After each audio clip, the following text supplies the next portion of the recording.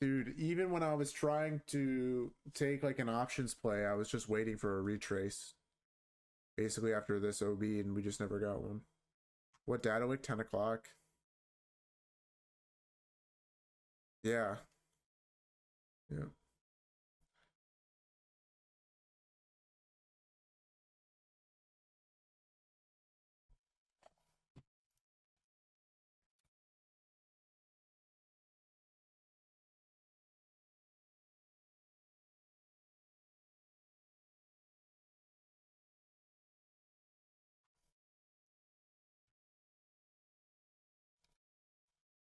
You start here, go to here, 1, 2, 3, 4 candles. That's 5 points per minute.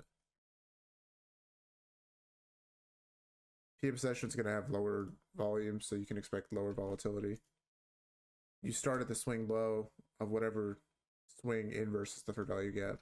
This is your swing low here.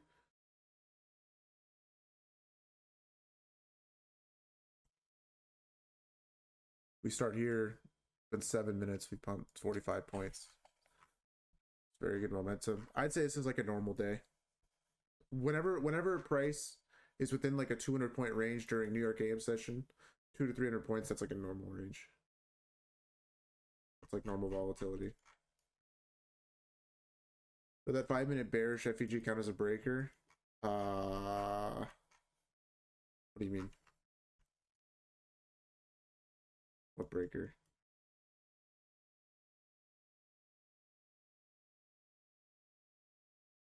Oh, oh yeah, yeah, yeah.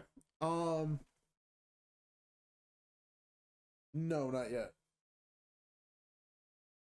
I mean, I guess yeah, we have a PPR here.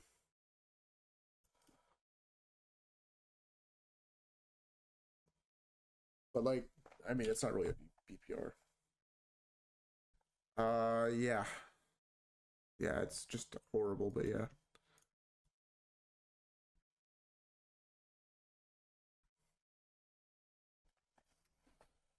Dude, like, it's just gonna go all the way without us. I'm gonna be honest, I'm chasing when we close over this 5 minute.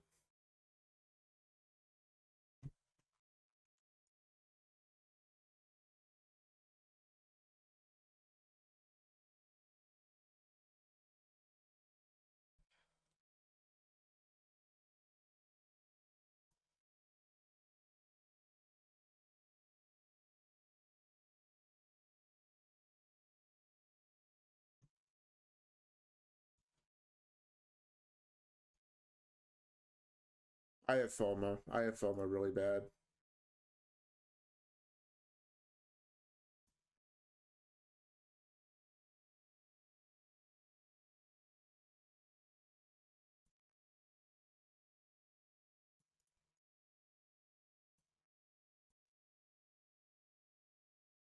I got screwed over on my chart. What do you mean?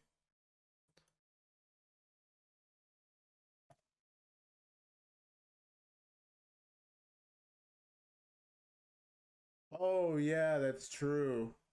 Yeah, no, I tried to buy. It put me into like replay mode for some reason on Tradeovate. I didn't even know we had a replay mode.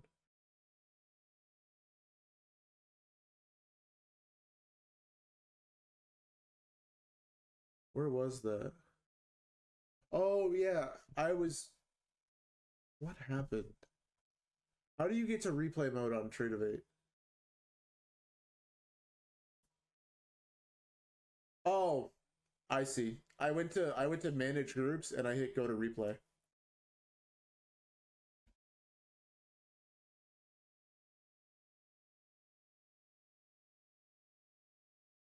So I just couldn't take the trade because my group auto deleted over the weekend. And so I was going to set up a group real quick, get in the trade when we got the 3 minute close, and it never happened. How would I manage this chase? If I was in for the 3 minute, I would be break even already. I said here that this retrace was a really good entry because it was good risk to reward. But obviously I couldn't alert it because I wasn't in the trade myself.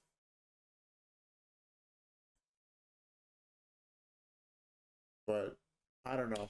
I mean, if I'm trying to get in, I guess from this 5 minute, and I would just have a stop. I guess like down here, it's horrible, probably risk reward, but I think this will hit. It's just a conviction play. What up, Loki?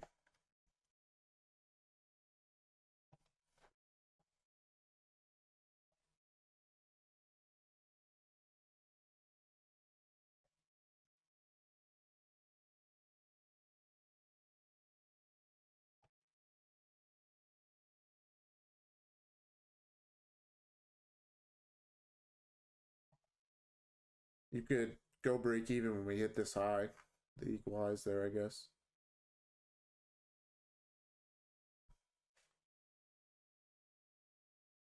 How long? I'm gonna. I already answered this question, but I said I'm gonna do it in probably as long as I can. Years, hopefully.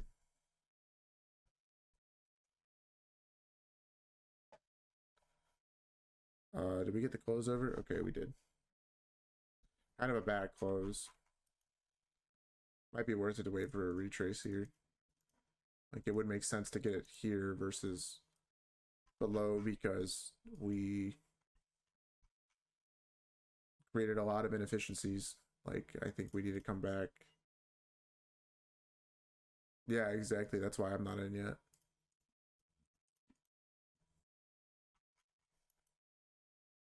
I'm just gonna hope.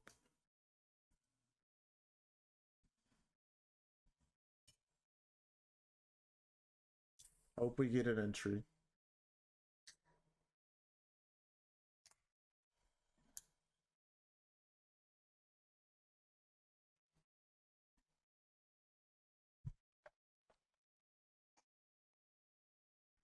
I'm so sad about this.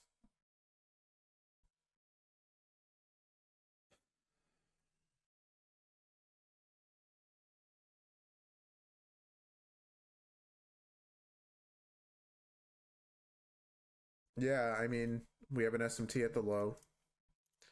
Order flow switches when we inverse these 5 minute gaps. Good momentum. We come down, run this low inside the gaps. That's our liquidity sweep. V shape, singular gap here on the 2/3 minute. Go break even at the high. Target this high for, I guess, your TP1 and the target data highs for TP2.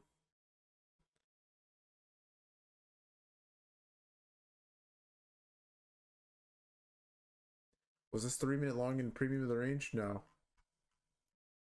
I don't think so. If we measure it from this high to this low, yeah, discount. When we switched to bullish, when we ran this low this morning and had a bullish reaction, and then when we reswept it right now on ES and had a bullish reaction.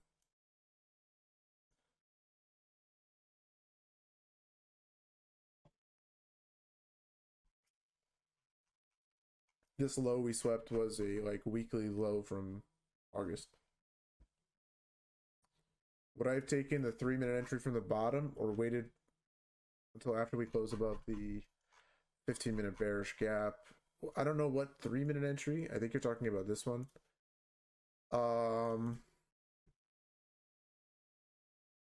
Would I have taken that? No, it'd be hindsight for me to say that. This is lunch. So no, I probably would have just waited for the 15 or the 5.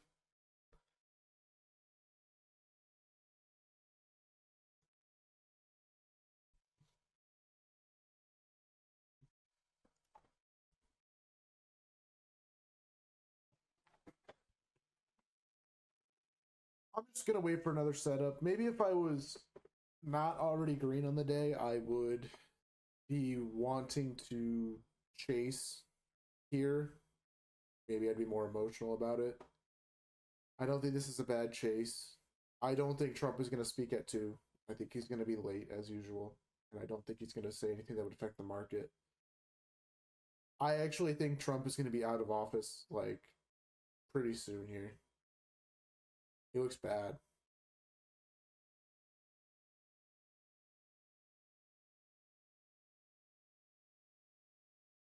Wanzi, what's the date? Health wise, he looks bad.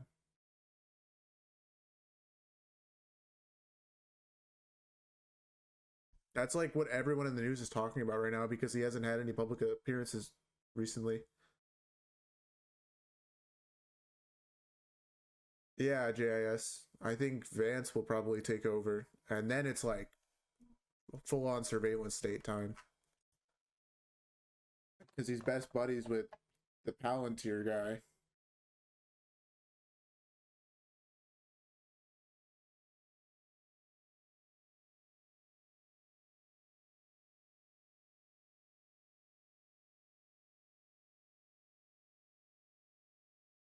Yeah, that's why Palantir is trading at such a high PE ratio right now. It's because they think that they're just going to be like this joint venture with the government.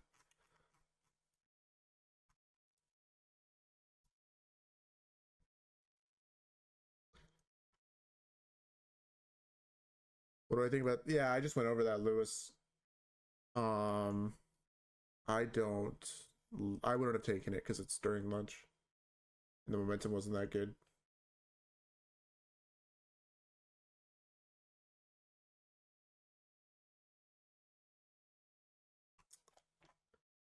But yeah, I don't know. Like apparently that's the news. It's also bad when like I don't know. I'm not going to spread misinformation. Maybe what I saw was wrong, but they were talking about how photos that the White House was releasing were actually outdated, like old photos from like a past holiday weekend or something that they were using to talk about this like Labor Day weekend. So, I don't know. And then apparently there was a motorcade that was going through DC that was like there was an ambulance in it and they were shutting down highways in DC and it looks like a presidential motorcade. Let me see.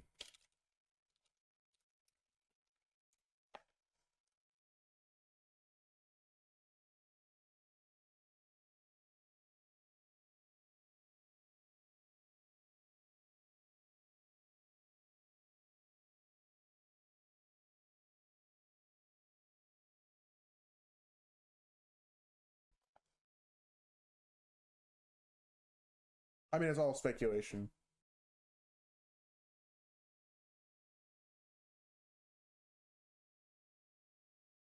No, Marwin, it would go to the vice president, and then the vice president would serve a. Wouldn't they serve the remainder of the term? Yeah, I have no idea, Sub. Like, oh, sick.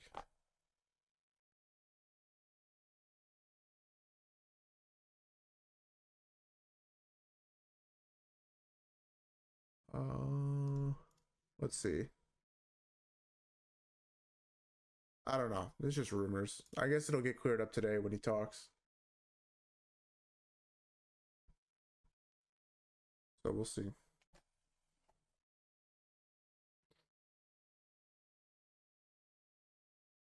Oh no, we need a bigger retrace than this. This isn't good enough.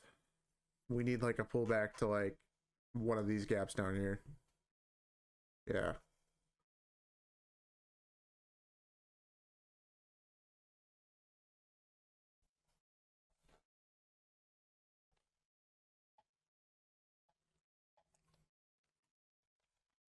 Um. No, I wouldn't add to my position right now.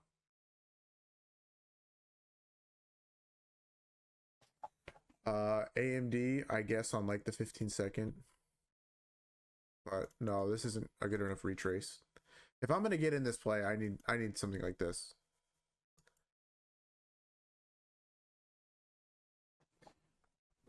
What about just for the chase? I mean, I'm not gonna recommend chasing this high in premium. Maybe you take this 30-second inverse. Like if you really, really have conviction in the data high hitting, but I don't like how we started to chop now. Whenever we start to chop in premium, before a target, we usually get a pullback. And we're very high in premium. We're in this last gap in the leg in the 2 minute, I think, right? Oh no, we just missed it. I mean, this is a good draw. We have data high, but I don't know.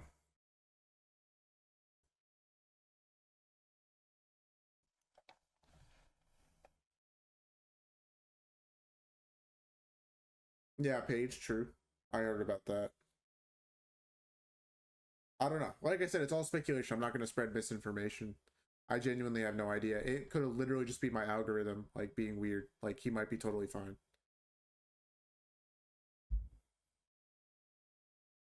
How far would you say is too far for a data high slash low? I mean, probably outside of, like, the daily range is probably too far. So, like, imagine we had, like, a data high, like, up here. Like, that's probably too far away to consider as a draw. So within, like, a few hundred points. You catch anything this morning? Yeah, I took the long off the sweep of the weekly low. That one low from, like, August. Here. I just got in early before price hit the break even. And then I would have taken this 2 minute, but I was off the charts until like 128, and by then it was already played out. Now I'm looking for like a retrace play, maybe coming back to one of these gaps down here and then along.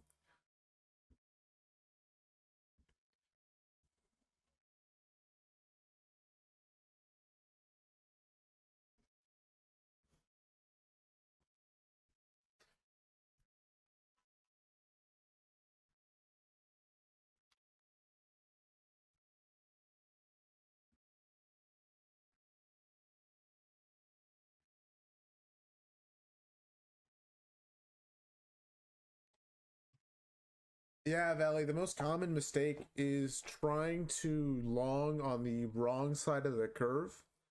So, like, just basically longing against the bias and taking like mechanical setups. And the other, like, biggest thing is getting impatient and trying to force a setup that's subpar because of emotion, like just on a feeling. Those are probably the two biggest. And that second thing really doesn't even necessarily relate to the IFG model. That's just like any model in general. Um,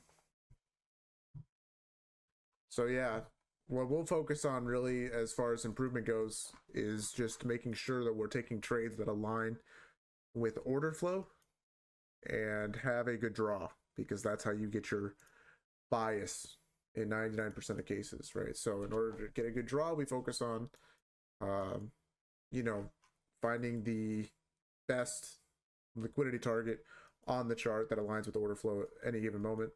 Like right now, the draw for me that aligns with order flow is this data high, because obviously data highs are a strong draw in liquidity, and then our order flow is clearly bullish. We've broken structure up multiple times here.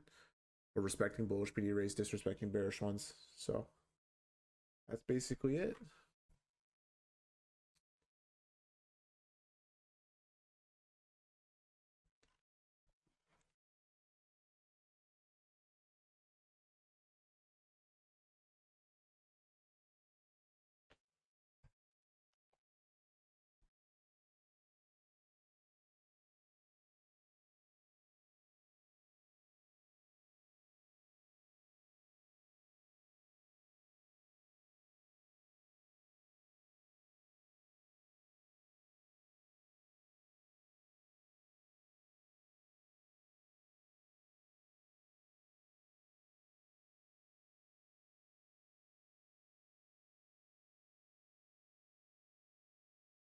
Dude, I actually kind of hate my thermostat right now because I have it set to an auto setting where it stays within like a 5-degree range.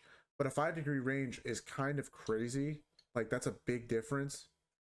And so, like, I'm not going to have it hotter than 70, but 65 is like freezing.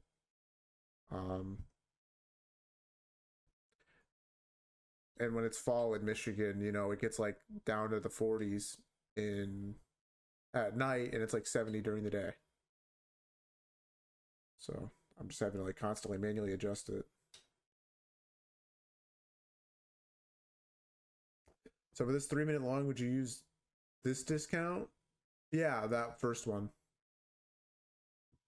That first one. Because that second one that you drew is constantly changing.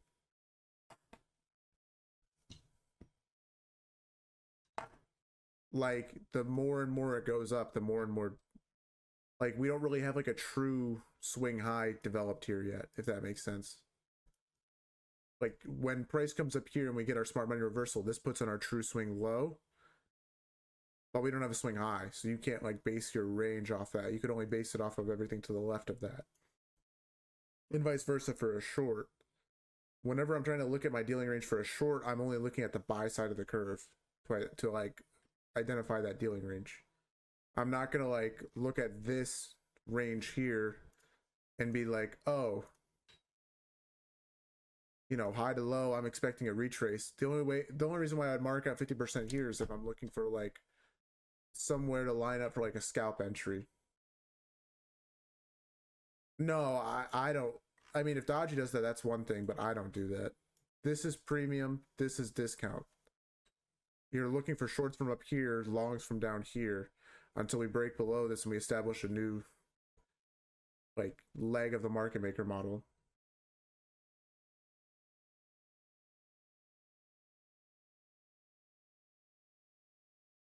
$30 long just failed. Yeah, that's why we're not taking it, right? Because if we look, like right now, what we're looking for is a lower time frame scalp, right? So because of that, we're looking at this dealing range we just put in, and we're looking to take longs from down here, but only for a scalp, right?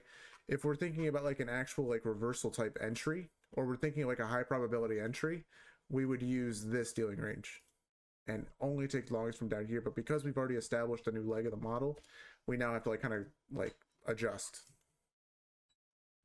We do have a 30-second probably. This is just the 2 o'clock open here happening. We never closed over this second gap here. I mean, does this make sense? Yeah, that's I think what I'm trying to go for. One of those lower gaps to get a long from. Bomble, yeah, we have an SMT there, so it's technically okay when we get that order flow switch. What I've done, what I started doing with Dodgy Stream, is like I will tune in until after he's taken his first trade, and then I'll kind of tune out from there. Because he talks about like a lot of good stuff before that, but after he takes his first trade, it's just, I mean, education wise, like all that kind of goes out the window.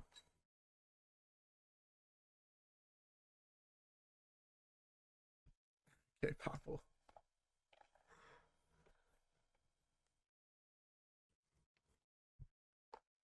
Which, like, fair. I mean, if that's how you want to run your stream, sure.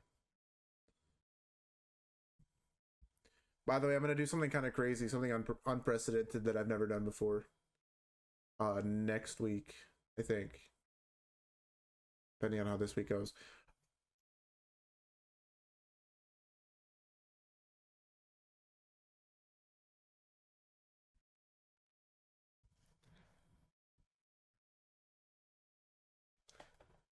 No, I'm gonna offer like a crazy discount for PM.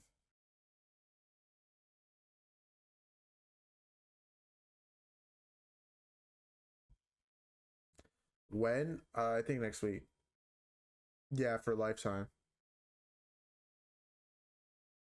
What about one-on-one? I could do for, yeah, probably everything. How much? I can't say. You'll just have to tune in next week to find out. Or maybe not next week. I don't know. I haven't decided when I'm gonna do it. For existing members, it'll be for the yearly and lifetime option. For new members, it'll be for monthly purely in lifetime. What's lifetime for PM right now? I think it's 1,000.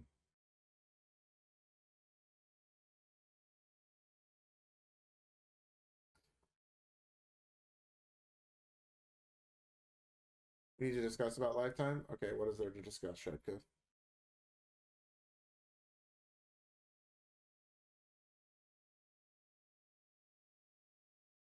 In DMs? Okay, sounds good.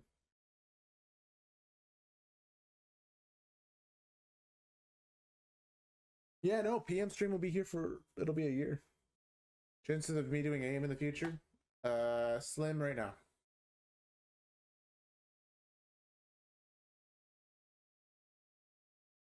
I'll give you 500 for lifetime. Uh, uh, well, no. Had to think about it.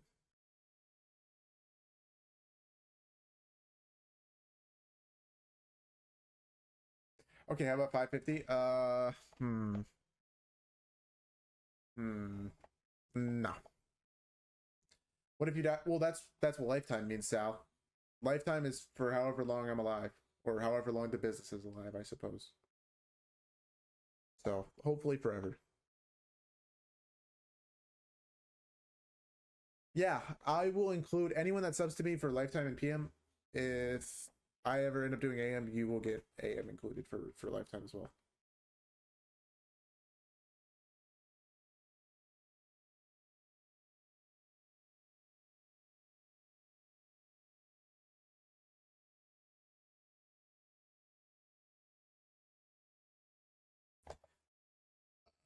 Okay, Bert, 750.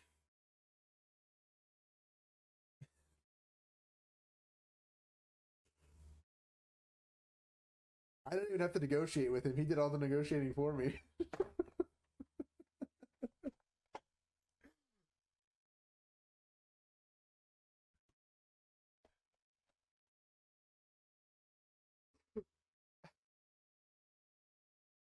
No, I'm just kidding.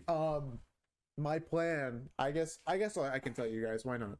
My plan for lifetime, the discount I'm gonna offer is 36.5% off for 365 days of PM.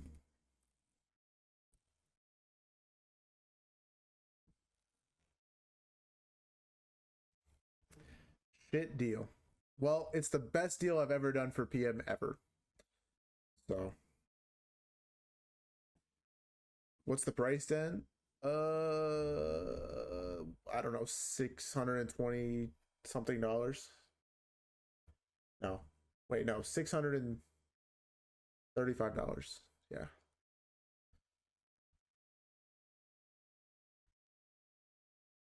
How much is PM? $50 a month.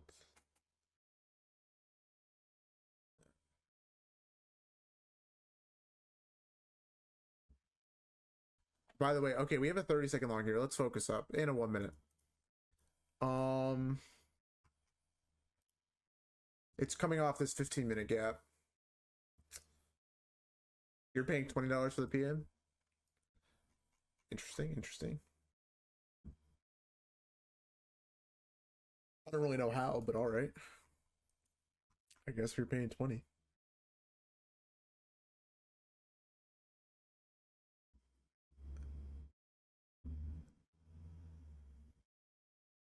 No, Bombo, I don't remember that, but all right.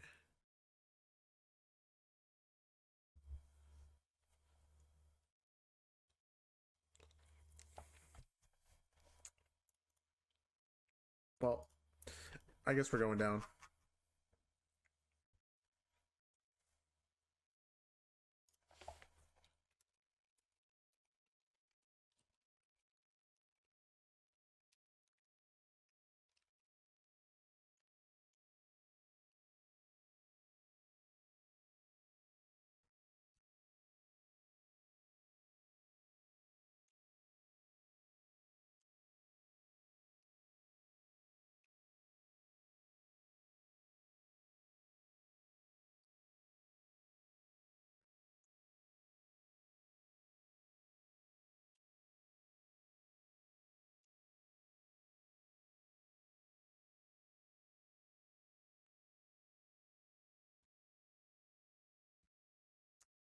Any discount for monthly subs? Yeah, so you guys will have access to the yearly and lifetime options.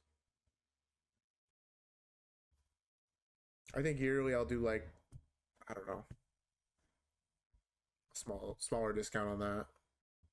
Like I think I'm gonna price it at like 450, and then I don't know.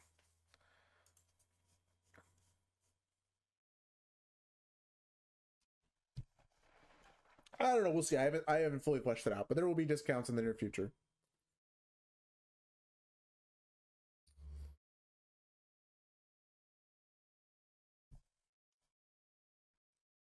I probably shouldn't have told you guys, but I feel like I have to tell you. Can I answer how much WAP takes? I have no idea. It changes per person. Depends on if it's a domestic or international sale.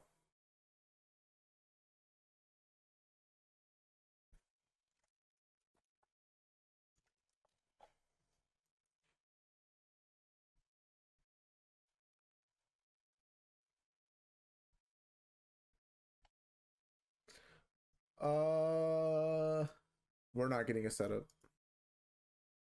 Not yet. Let's check on. Do we think Donald Trump has started his little press conference?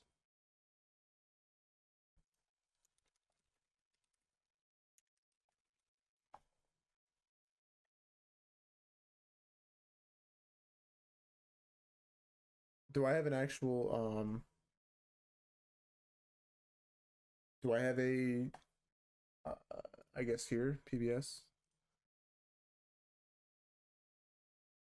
Trump expected to announce Space Command move from Colorado to Alabama. That's what it's about?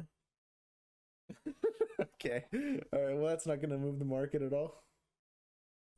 Any idea why the 1354 30-second failed?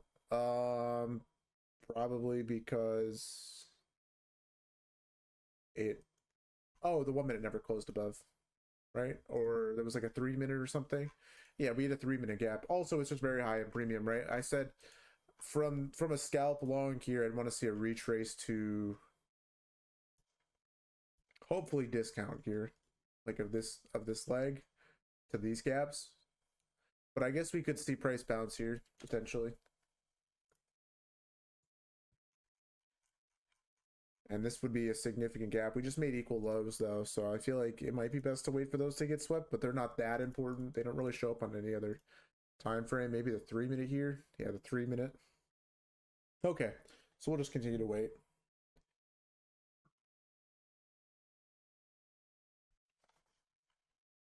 But yeah, what do you guys think about that discount? Obviously, I know you guys want it to be cheaper and cheaper and cheaper. I don't know.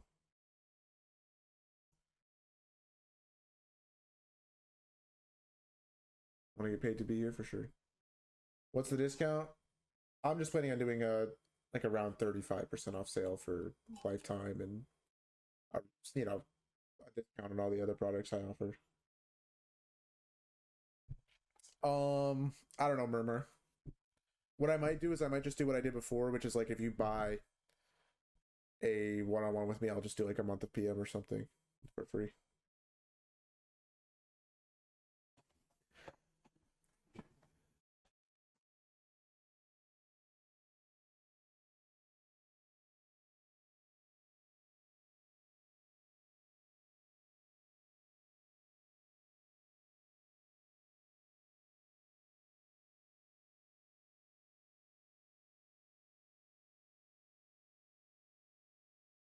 I mean, Cliff, if you're serious, we can just have a conversation, man. Just shoot me a DM.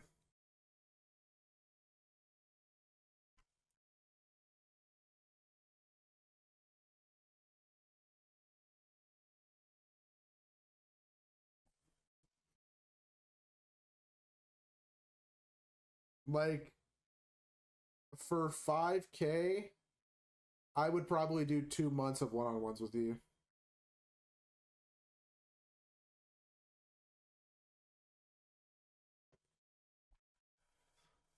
Which is a pretty good deal. That's like half off.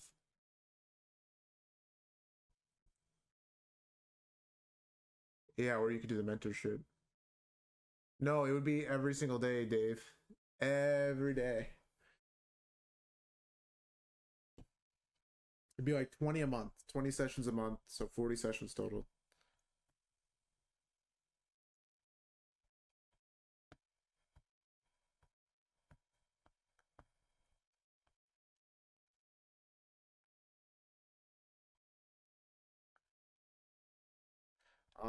I didn't know if there would be any interest. If you guys have interest in doing like a mentorship thing, like, oh, I know why. It's because Dodgy has a mentorship. I don't want to like step on his toes. How involved am I in the mentorship? I help a lot. I do like the journal reviews, and I talk with people, and yeah.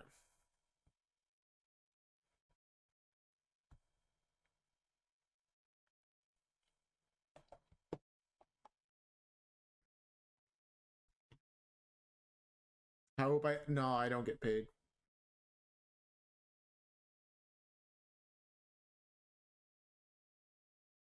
Through Discord, Gucci. Yeah, Bamba, we can have like a conversation, and I can kind of give you. That's the thing, right? Like that's. I mean, we wouldn't.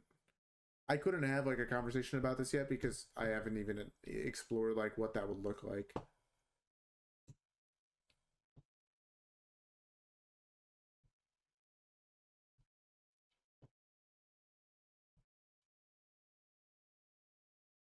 Like I would probably like have to sit down and actually think about it. But if like I don't know, I guess if I got enough interest, like if you guys DM me and you're like, if you guys want to talk about it, we can have a conversation maybe.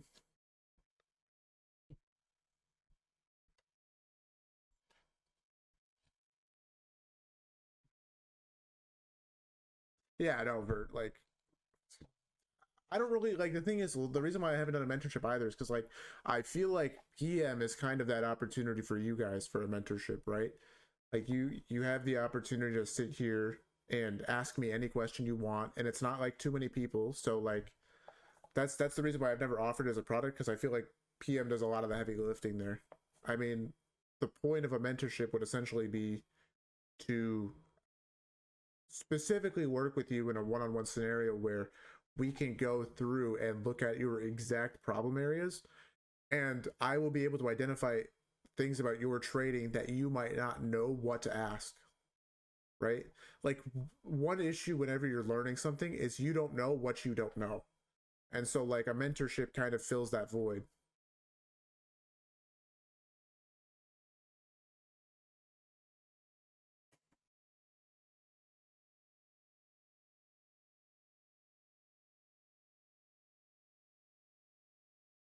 Questions, asking questions yourself doesn't always, end up in the best answers. But I feel like we talk a lot about, a wide range of things, and so that helps.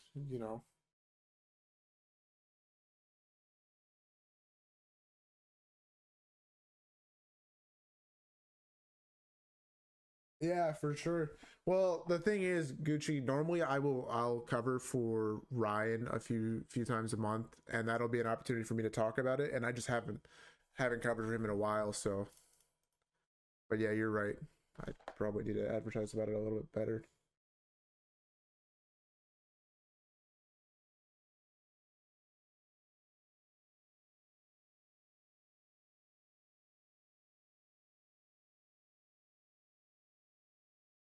Yeah, sure, Electron. Like I said, like it wouldn't be necessarily unless you're somebody that's like newer to it, right? It wouldn't necessarily be for um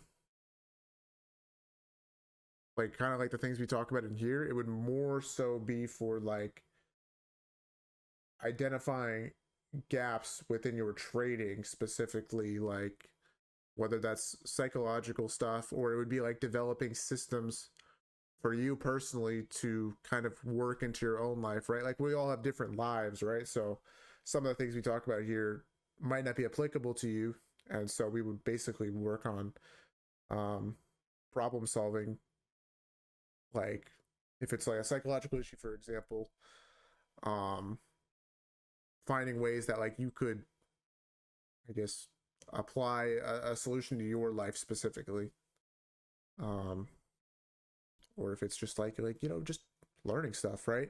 I mean, one thing that we focus on all the time in one-on-ones is this like 5 aspects of trading idea that I've talked about sometimes in here, which is like mastering psychology, the entry, the analysis before the entry, the analysis after the entry, and the exit. And once you kind of have those things mastered, you're in pretty good shape as a trader. At that point, after that, it's just like adapting to changing market regimes and like, you know, figure, and that's where we, you know, talk about stuff like AMD, and we talk about like, you know, I don't know, things like market sentiment or volatility. Like all of those things kind of play into this idea of changing market regimes, and we have like different ways that we can adapt the IFG model to that.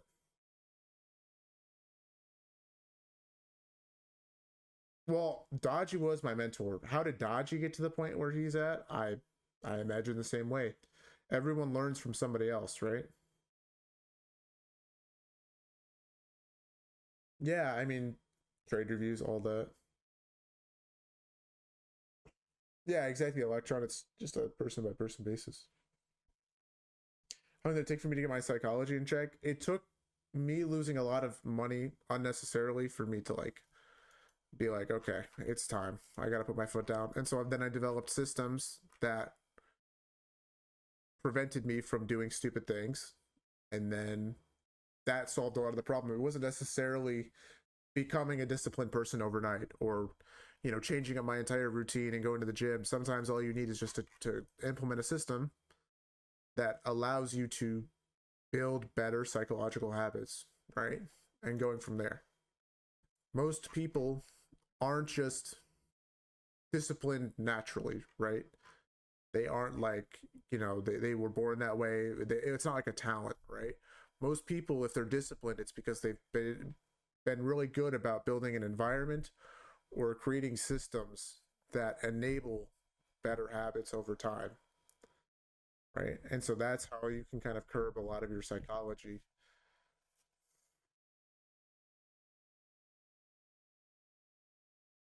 No power up. No. Did I blow any? Yeah, of course. I still blow sim fundeds from time to time, Belly. Not perfect. How did it take me to get my first payout? 4 months, I think. March to July. It was like one. It was like a max payout on a 50K. That was my first payout.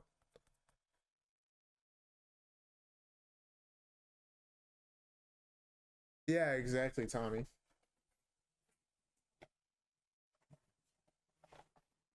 We touched 50.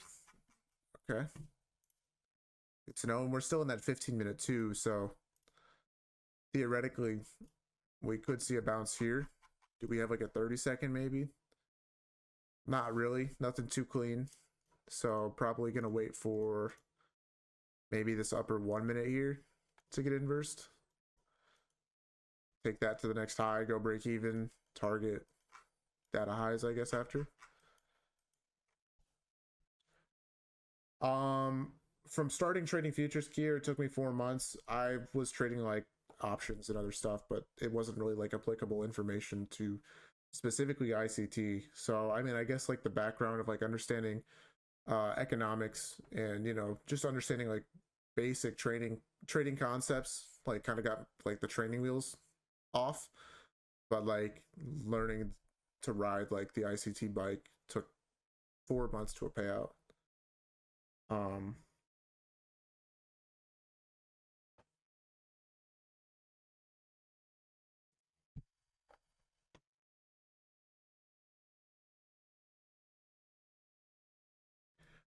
Congrats, trade boy. What's the good way to start ICT? I would not watch like the original mentorship videos. I would watch the shortened versions where they cut out the fluff. So there's like these playlists called no rant playlists, and then after that I would watch more focused content from uh Dodgy, and then some of the content that I have for order flow and SMR and Just like the overall model, it can be helpful, but I haven't really like condensed that into a video. I'm like so bad about it.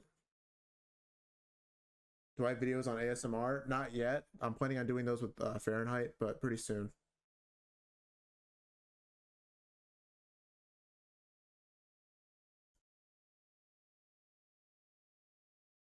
Where do you find that? Yeah, for sure. If you just look up on YouTube ICT No Rant playlist, it should pop up.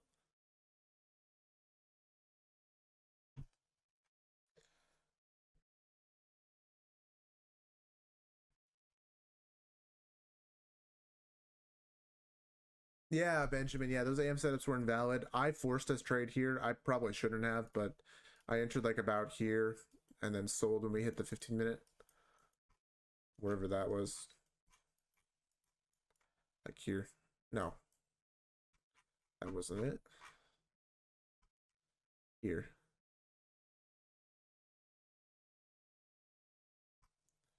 But yeah, no.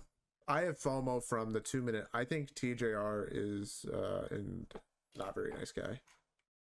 But I'm glad he has a cool business model, I guess. I don't know.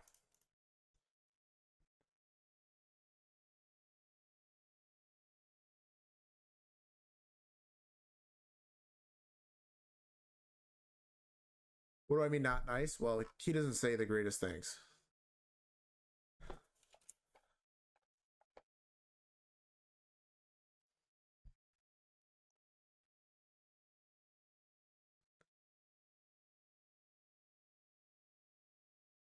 Did I know Dodge before trading? No. But we went through like the same exact like path, basically. We both played Fortnite like for years and years and made content and did stuff with Fortnite and played the tournaments and did all that. And then we both went into cybersecurity at school and now we both do IFEGs.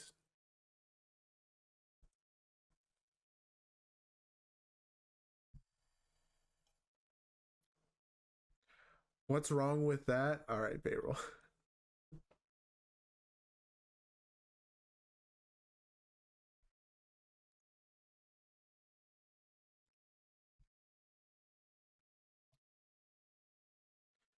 Best Fortnite season?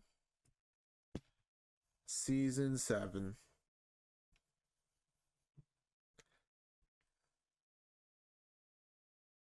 Right? Am I thinking this right?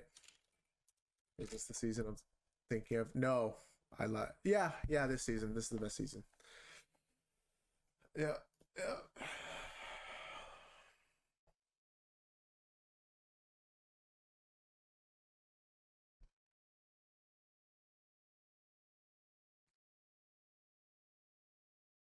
I have Purple Skull con,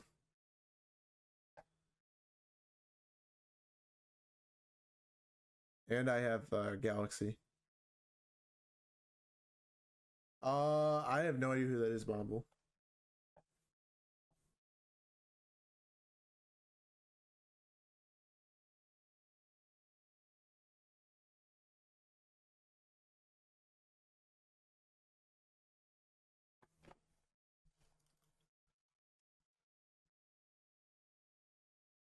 Okay, so I mean, I this is what I was worried about. With this afternoon is we've already gotten so much expansion today. We've already done, we've already moved so much. I wasn't sure if it was going to keep up, coming into the afternoon. Really, the best days for PM are when we get good volatility, kind of like today, and we have a reversal that comes after liquidity sweep. Most times when our PM objective has already been hit, like our reversal objective, and we're taking continuation plays, PM isn't that good.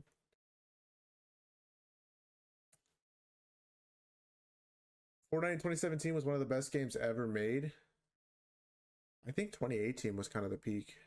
I think 2017 was fine, but the reason why 2017 was so good was because it was novel, right? Like it was a new experience. 2018 was actually the best because we had like these live events that like people were like excited for, and like everyone could talk about it and it was like a cultural moment, right? But like in 2017 there wasn't really all that, you know. Counter-Strike's the best of all time. No. I'm gonna have to disagree. I don't even think it's the best shooter franchise of all time. I think Call of Duty's probably better. Just overall, it's done more for video game culture. I mean, Counter-Strike's cool. Like, sure, you know, we go back to 1.6, but for being honest, it's probably COD. There are multiple games that are better than CSGO from the COD franchise.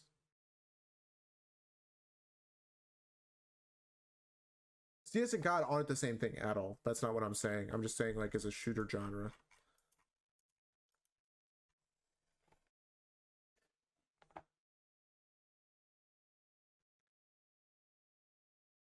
I wouldn't say Red Dead is better than CS, but yeah.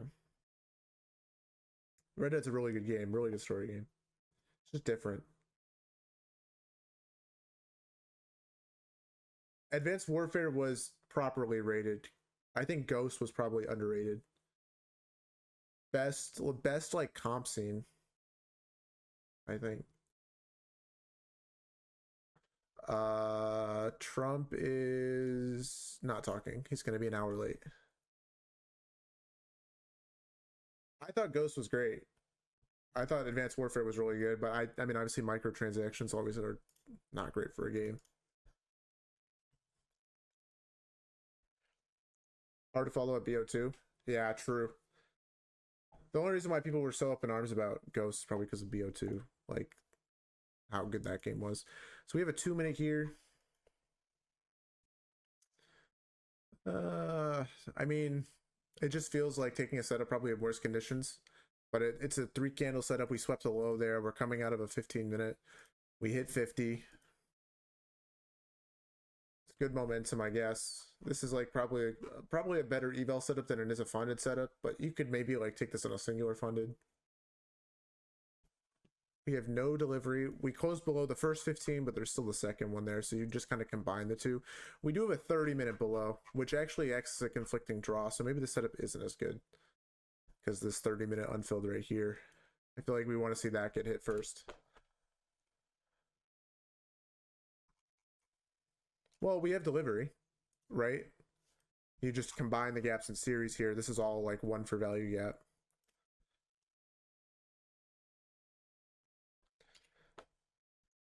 I mean, there's delivery here somewhere, right?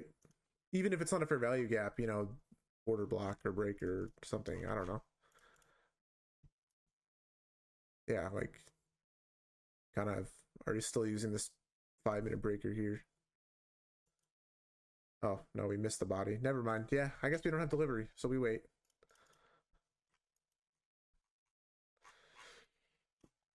I don't know. I guess no delivery. Okay, so we're still not going. 20 minute FEG goes hard. Did we have a 20 minute? Yeah, 20 minute FEG. I don't know. Scott Jennings radio show interview with Trump. Oh, Trump is on a radio show right now, I guess.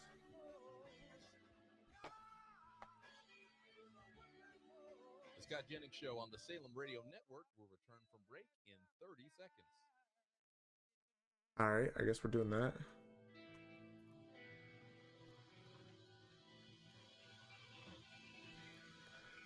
The Scott Jennings Show on the Salem Radio Network will return from... Dude, it's so funny, the chat.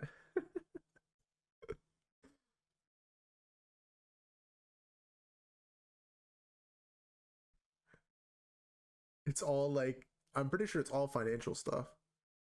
Oh wait, no. Actually, this dude actually has some fans, I guess. Dude, why is he on a radio show for 250 people? Fighting for free speech and Western civilization. This is the Scott. I don't know. Is delivery better if it's unmitigated? And we got to set up from unfilled versus filled? No. It really, what matters more to me is like the obviousness. So how large the gap is relative to the rest of the day's volatility.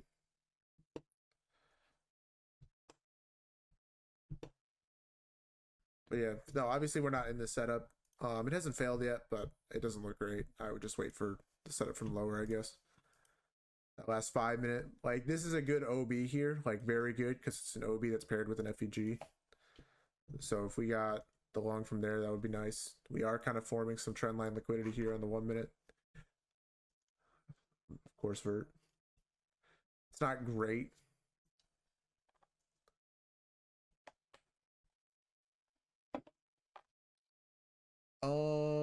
Yeah, let's do a poll, I guess. Here, I'll set it up.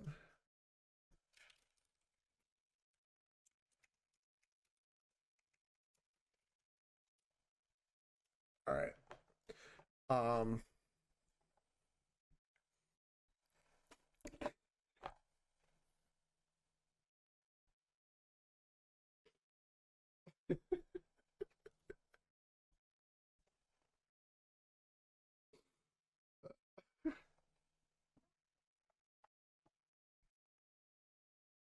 If your GDP per capita can't be measured in a number greater than 10,000, who cares?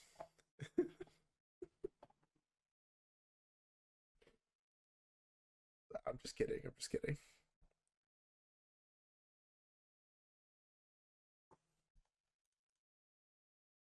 Wow. Okay, it's actually crazy. 71% so far of those who answered. I guess I'll include my vote. So yeah, wow, that's crazy. So mostly international. All right, well, I guess I care, guys. I care about all of you. I mean, it makes sense, right? 300 million Americans versus, or 350 million Americans versus 7 point something billion other people in the world. It kind of checks out. Okay. Yeah, yeah. All right, well, the 2 minute failed. Can you imagine if I would have taken the setup?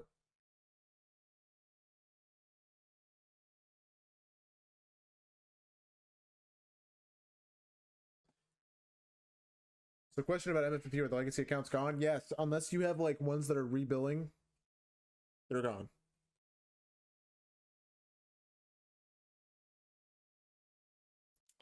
Yeah, so that's actually what I wanted to talk to you guys today about. Thanks for bringing this up, Vegas. I don't want to fully promote funding ticks yet, because I haven't gotten a payout from them yet. But when I do, I do think they are going to be the next option. I don't think MFFU is the option anymore. How do I know not to take that 2 minute? Because Vert made a good point. We don't really have good delivery, and we still have a draw below. So whenever I have a conflicting draw, I just don't take a setup.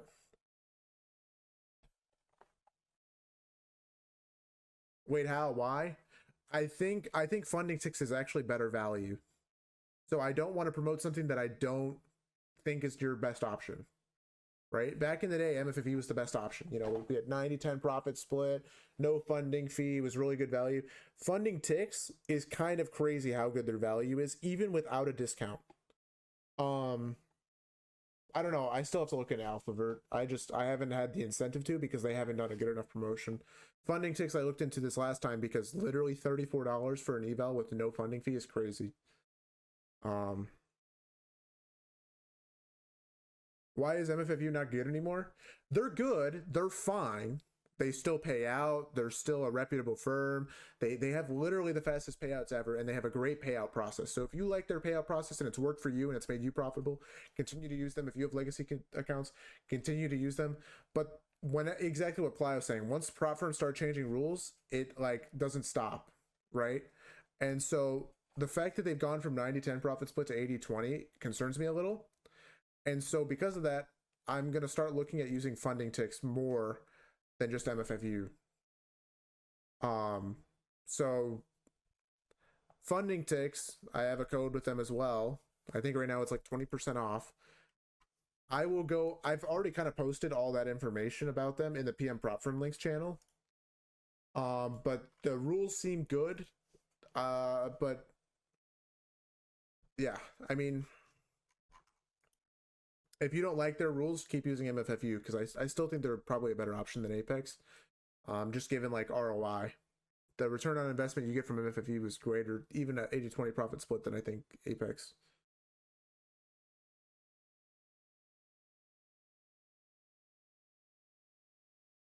But yeah, when I talk about like the best value prop firms, I'm basing it off of ROI, return on investment, right? I want you guys to put in the littlest amount of money that you have to make the most amount of money you can from a payout. It's because TopStep has bad ROI. I focus on ROI and then I focus on customer support. And if a company has good ROI, good customer support, and then obviously like the givens, right? Like the obvious things, like they're reputable, they pay out, whatever. And the reason why customer support is huge, like what Plyo was saying, is because a lot of times these firms will have issues with their brokerages, they'll have issues with just like random things, right? And so you want to have good customer support. What about take profit? I don't know. I haven't, no, not with take profit, but I know people use them. So yeah, this is kind of the plan right now. Until I get a payout with funding ticks, keep using MFFU or use funding ticks at your own risk, right? I think MFFU still has better ROI than Apex. I think funding ticks might have better ROI than MFFU, but I don't know if they're reputable yet. They seem very reputable because they were in the Forex space and they've paid out over $100 million. So like, to me, that seems reputable, but like, things can change when you move to a different space. And so once I get a payout from them, once I kind of see the whole process through, then, we can talk about funding ticks a little bit more. Valley, normally what I do with MFFU is just try and take as much as I can in that first payout while leaving like at least $1,000 to like $1,500 as a buffer. Would I ever start a firm? Maybe if I had like several $1,000,000, but probably not.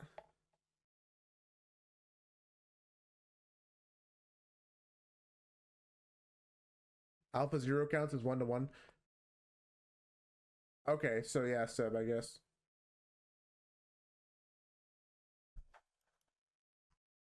Reliable would rug pull us all. Yep. True.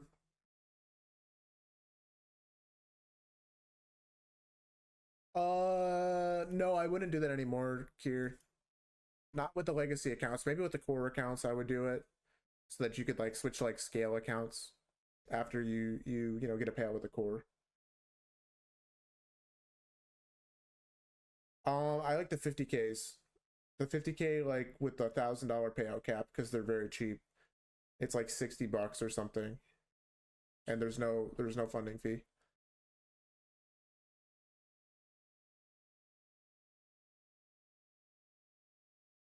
No, they do. On the legacy accounts, you get moved to live, and then you can get a 90-10 profit split when you get moved to live, which is nice.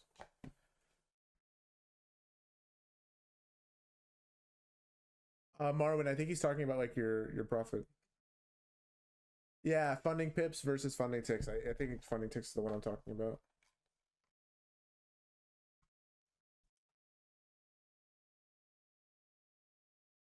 Yo, what are we talking about?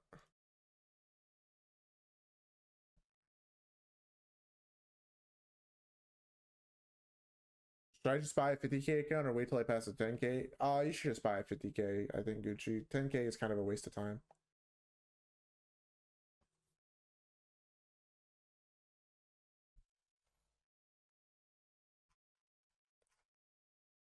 Somebody just asked me why this 1 minute failed. I don't think we were delivering out of the 30 minute yet, were we? We missed it. 161. Yeah, we missed it.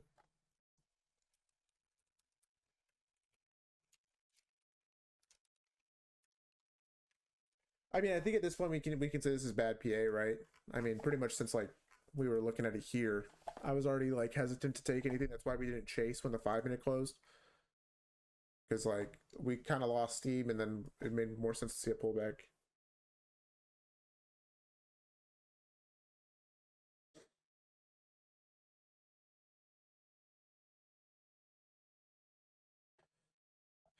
But yeah, I mean, I feel like,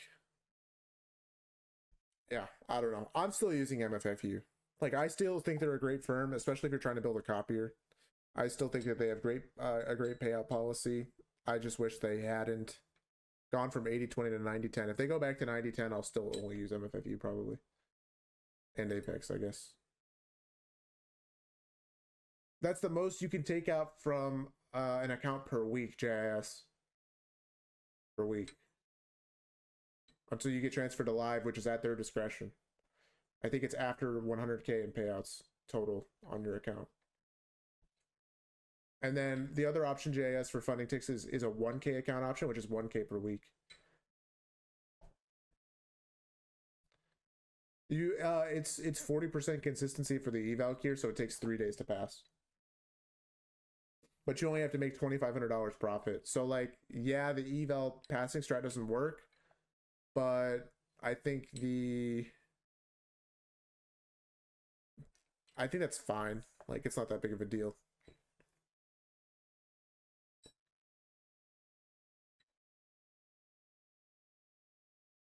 TP hitting, Tony. Unless your video went viral, you can't really make money off a trick shot.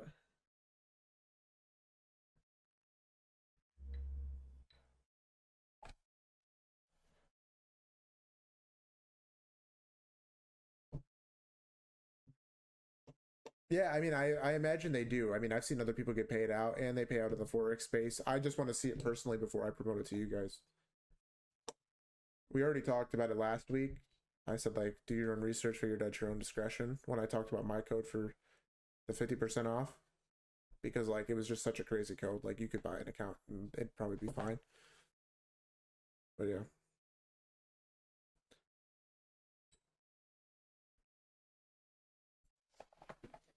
Macro in 5, true. Yeah, true, Lonzy.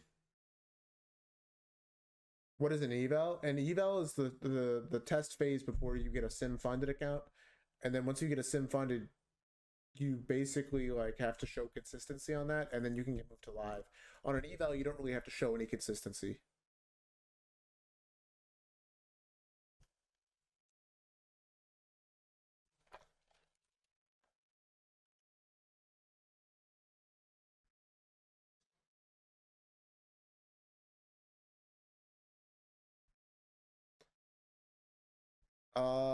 If we inverse the daily, I don't think I'll care about it, to be honest. I mean, this is a significant gap, but we already hit the low first.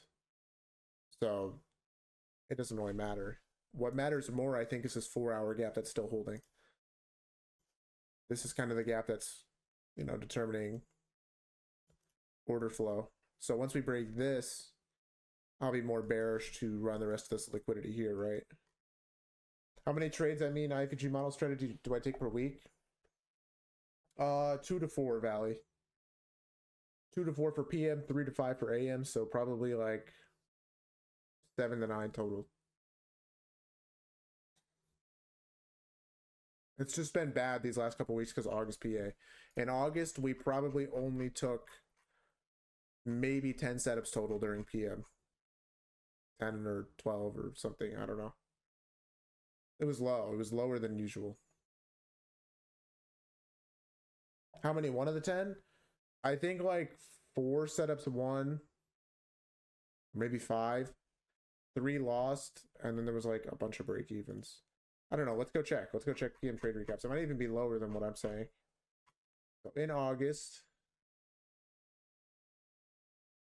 there's 1.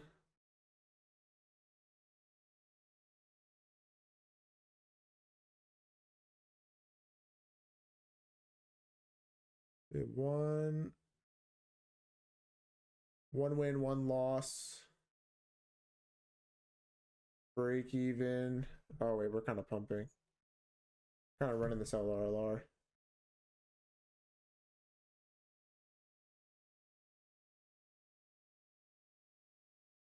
Okay, so 2 wins, 2 losses.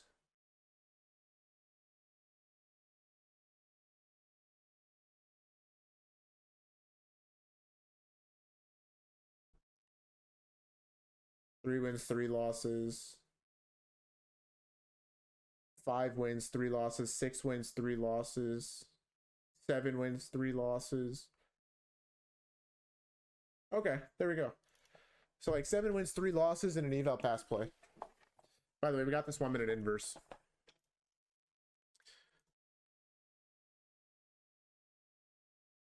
Maybe it was Trump. It might have been Trump. Fantastic job, and I don't know. What do we think about this 1 minute that just inversed, including the inception gap? I don't know. I feel like this is kind of an older gap, and I don't know. This is good risk to reward, I guess, if you take the 1 minute long here with the OB. Stop as a close below it, maybe. Target the high and then ultimately the data wick. That's like very, very good risk to reward.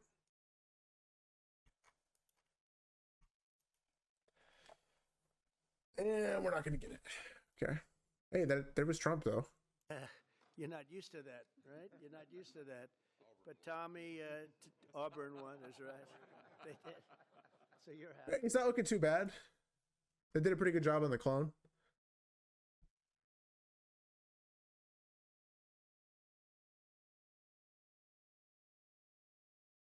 Okay, wow, we are ripping. Okay. All right, I guess it might be time to chase. Now the chase play is very, like, a lot worse. 4 minute, let's see, do we have a 5 or something? I guess the 4 minute close in a minute, but I don't know.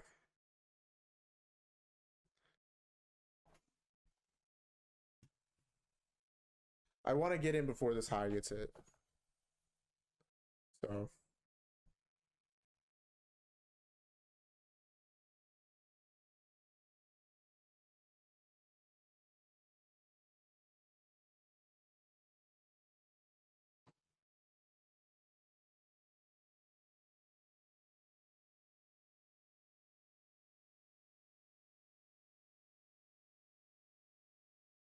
No, I'm bullish this high for sure. We just made equal highs, right? Okay, so we took the high. Nice. How many of you guys are in a chase here and are now break even? Nah, one, okay. I'm probably gonna get break even here myself. I don't really alert chase plays, I just alert the model. So to me, this isn't really a model play. I mean, you could have gotten in off the 1 minute here. But yeah.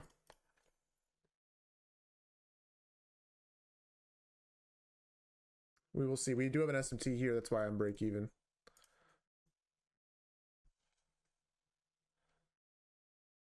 Got in for the 1 minute retrace, nice. I was hoping to get an entry here and just have really good risk reward, and then when I saw this candle, I was like, okay, I gotta chase. So I got break even there. I'm hoping we can get a confirmation setup. I don't like longing, you know, over this high because now we're running into this 2 minute gap. So I guess we'll just see. Nice JM Hawk. What do I think of the data high getting hit? I think if we can keep up this momentum, it'll get hit.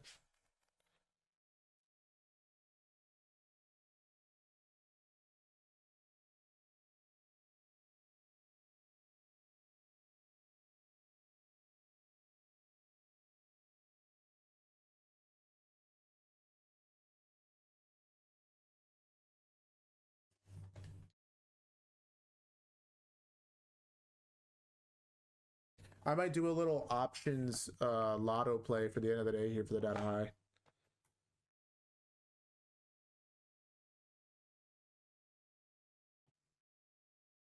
I'm just gonna look for, I guess, a good fill. From 10 a.m. Yeah, from 10 a.m. Yeah, it'll get updated payroll. Just give it a little bit.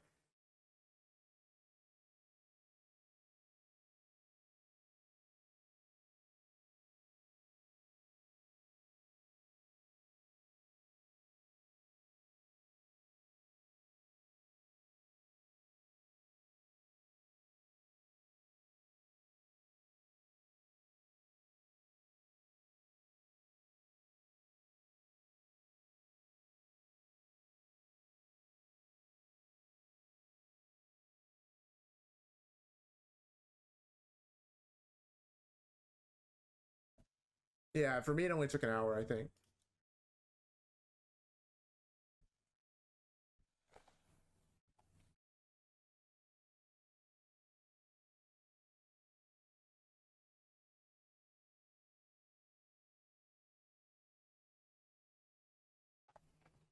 Am I in a chase? I'm gonna chase on options, I think.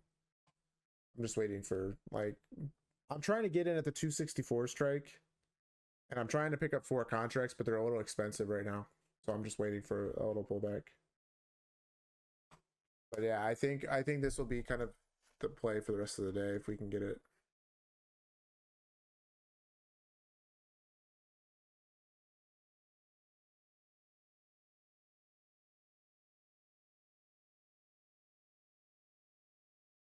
What state do I live in? Michigan.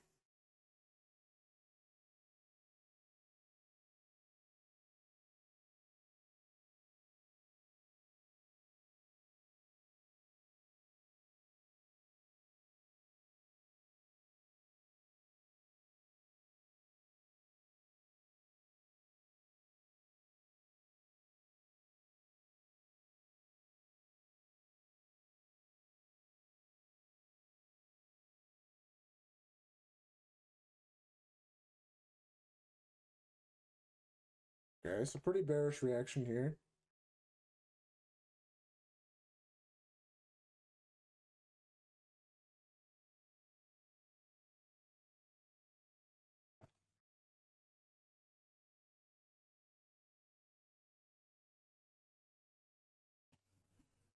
Where would I want to set up now? Well, let's see. We're kind of reacting off this 3-minute. So, I mean, the best setup would probably come like right now, I guess. Like, I just took a long off this OB. So, we'll see. But I don't really love how we're reacting off the 2-minute. I'm just longing on the options right now. I'm just in a lotto play. It's not like a futures play.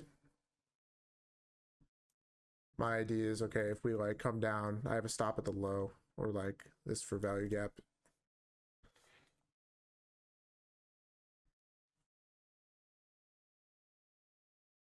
Yeah, the short-term target could be better for sure.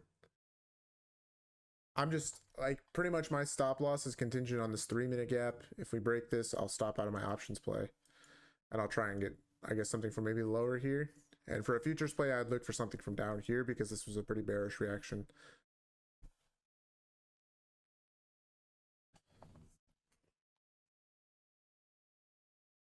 Yeah, this 30-second isn't that good either. There'll be a better play from down here for futures for sure. This is just like, you know.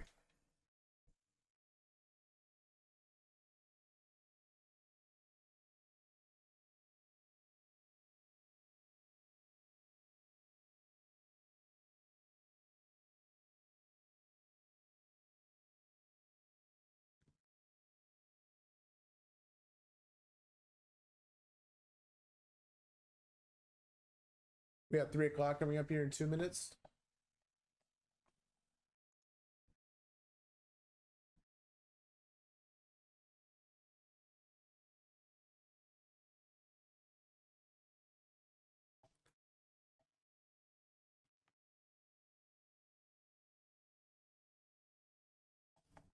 Okay. So because we didn't V-shape up here off this 30-second, and we're coming down to make a lower low, and we're going to disrespect this 30-second gap with the OB, I think we're going to end up seeing this 3-minute fail, and then maybe a long from the low here. I like this volatility, so I think we can get a setup for futures.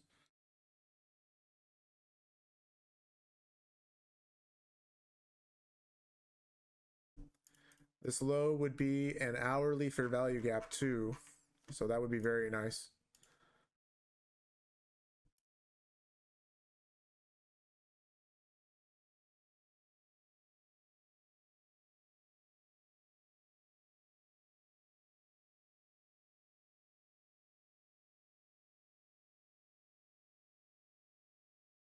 Guys, my 564 strike calls are getting wrecked right now. They're already down 20%.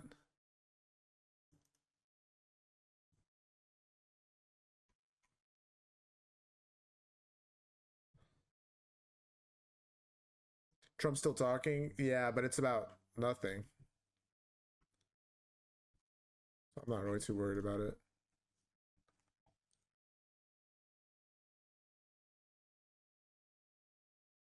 How would I rate the short on the 1 minute? It's probably good mechanically, to be honest. I just want to be long biased because the draw I think is higher. But yeah, mechanically it's good. Here's 3 o'clock.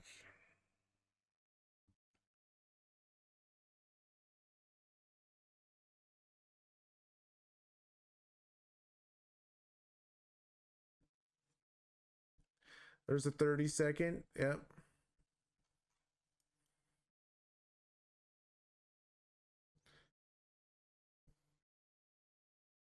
I like this candle. This is a good candle.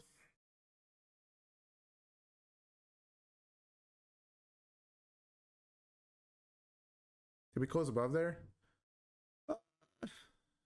This isn't a horrible entry, I guess, because the momentum. Maybe wait for the 1 minute here.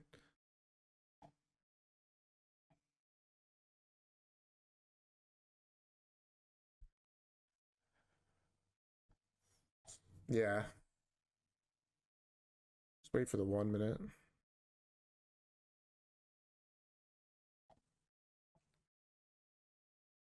All right, we got the 1 minute.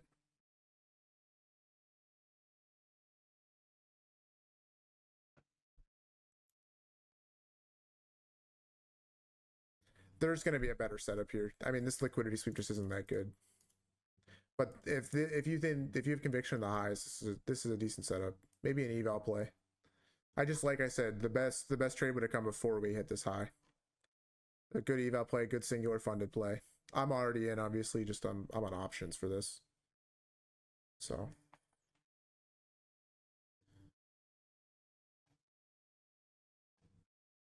I just think like if you want the A+ setup, don't take it with the conflicting draw. You know, wait for the 1 hour draw to get hit. And then, you know, maybe try it.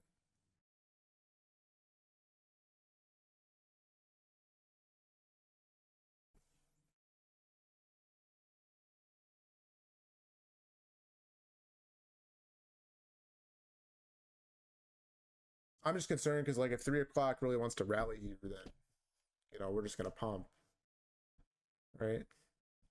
And if we're gonna hit the data high by the end of the day, that's probably what's most likely to happen.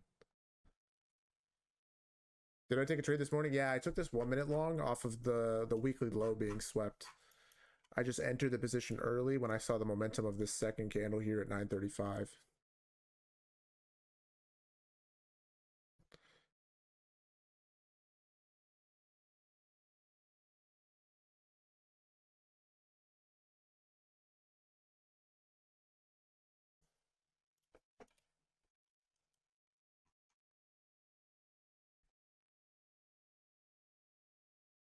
Normally I focus like whenever I'm talking about like risk, I just look at the drawdown. I don't look at the total account. So I'll risk like 10% of the drawdown per trade. For like a 50K. So like $200, $250. You were short from London, nice Lonzy. Yeah, I think that short during London was good, right?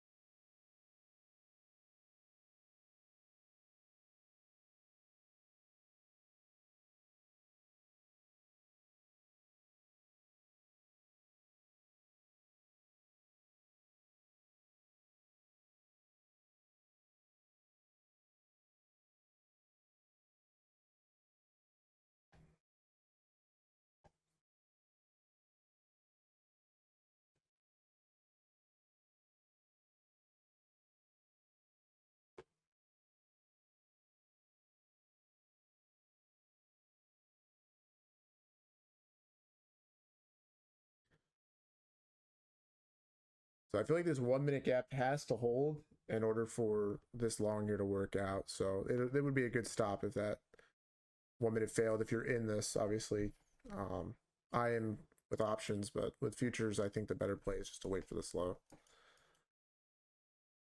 It's just going to be a higher probability setup.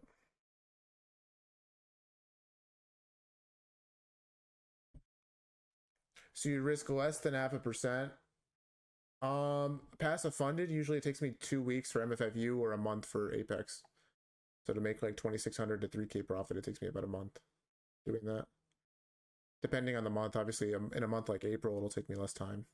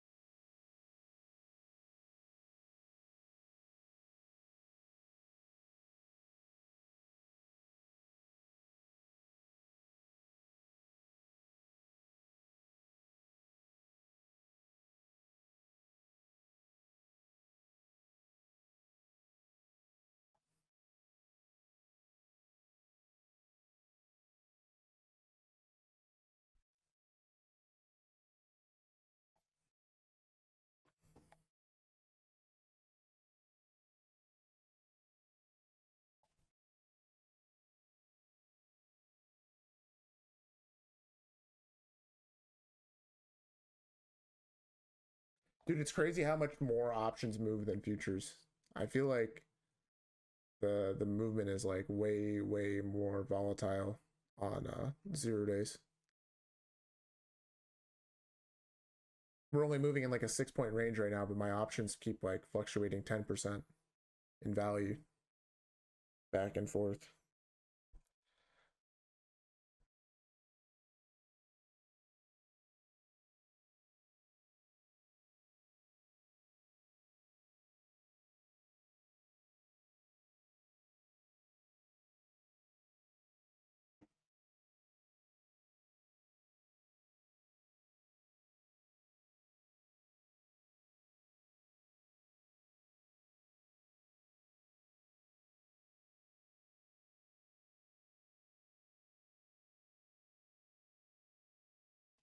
Can't break this area? Yeah, kind of seems that way. We're making triple equal highs here, though. It's a good sign.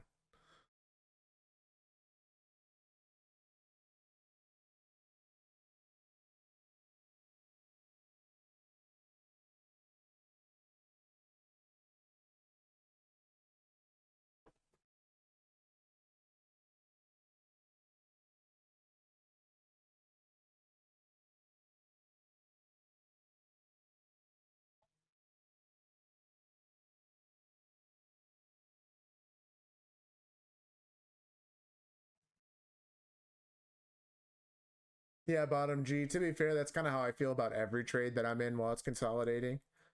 So, to me, I'm just kind of waiting it out.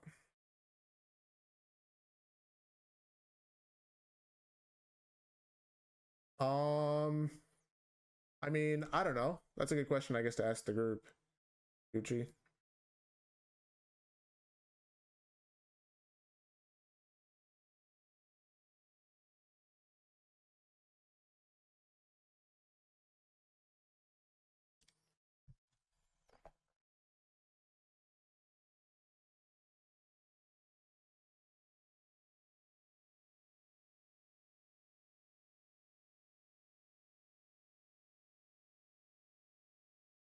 Straight to funded options? I believe so.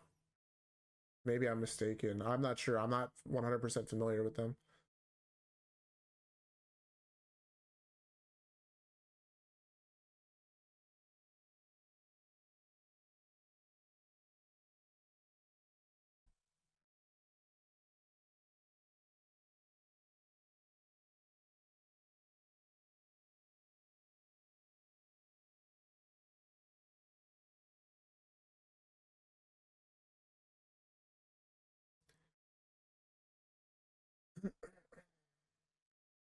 All right.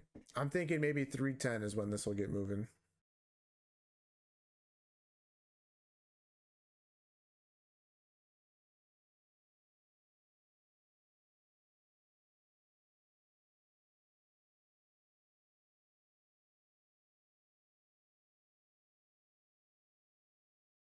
What did you miss?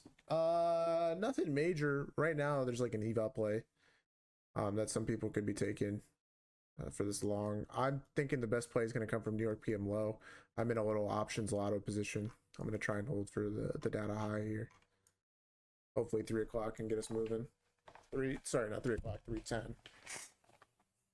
The reason why I don't want to take a long until we sweep PM low is because there's an hourly gap, which is kind of a conflicting draw. And then longing and premium here is probably not great for a funded play. You're in your swing accounts for the data high? Nice. Yeah, that's kind of what I'm doing.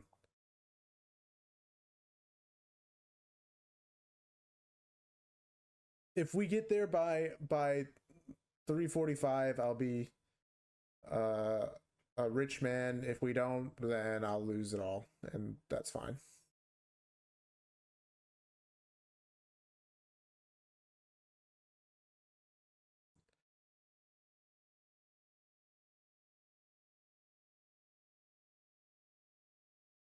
Yeah, there's a unicorn setup. So the unicorn model is just whenever we have a fair value gap that overlaps a breaker block. So let me find one from today. So here's kind of an example of one from this morning. We had I guess it was probably a 3-minute fair value gap. No.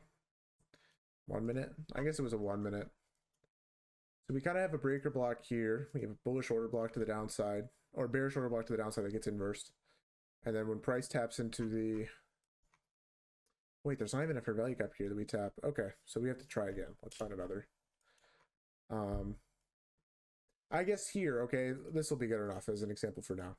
So we have a bullish breaker that formed when we put in this 936 candle. And then if price were to retrace to this fair value gap here, which overlaps, you can see the breaker, that is the unicorn model, okay? It's a sweep of liquidity, a breaker, and a FEG, okay? So he was just talking about another potential entry model that you could enter on. That's about it. Also, whenever price takes equal highs and rejects them, I don't like that. So this isn't a great reaction to us taking those equal highs. But we'll see. We still got 30-ish minutes.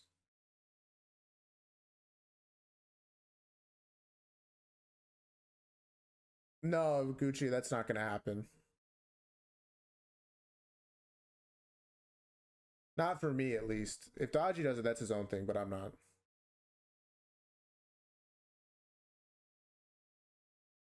Yeah, you enter on the retrace to the gap, not the close trading.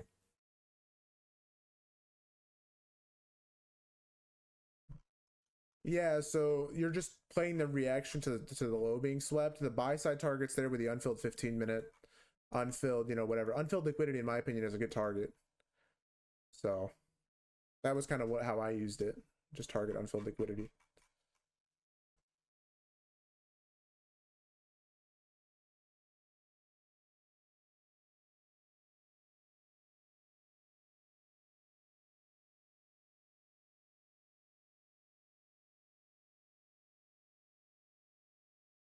It's a good candle here.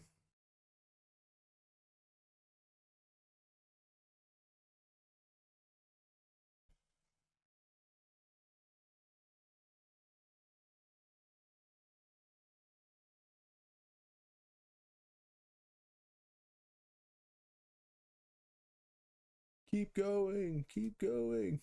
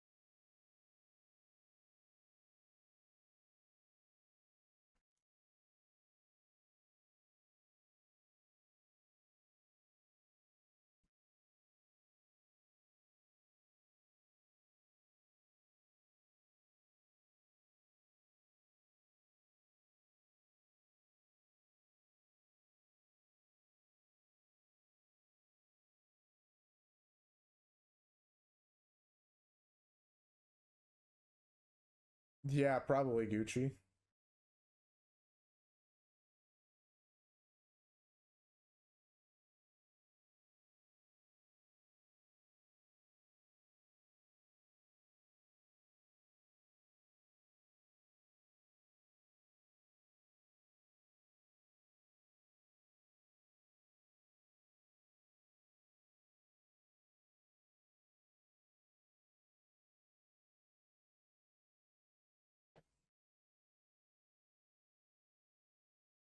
All right, here's the next 15-minute candle here.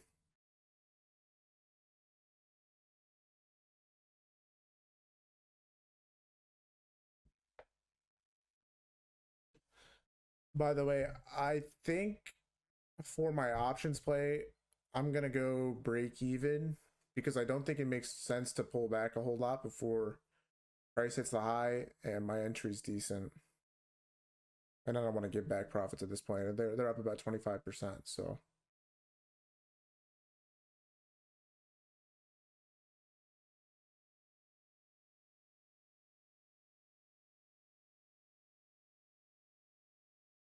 Is it not potential informing on the 1 minute? You mean the LRLR kind of on ES? That's the only thing I would be seeing here. Or what do you mean, Big Gucci?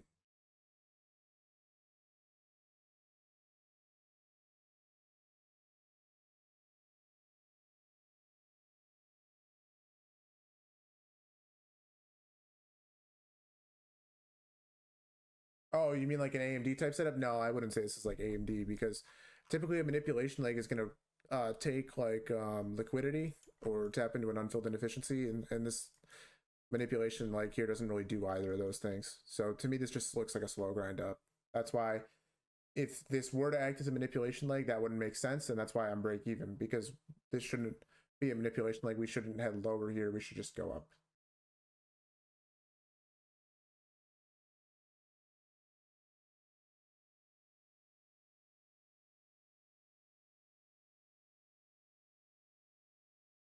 No, I mean, yeah, we manipulated up and we took like all the stacked highs here or whatever from the accumulation, but typically a manipulation leg is going to run external liquidity, not internal.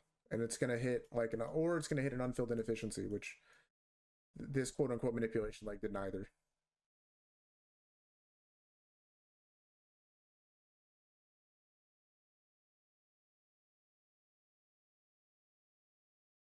By the way, I'm going to scale some of my contracts at this high, and I'm going to go, obviously, I'm already break even, but yeah, for sure.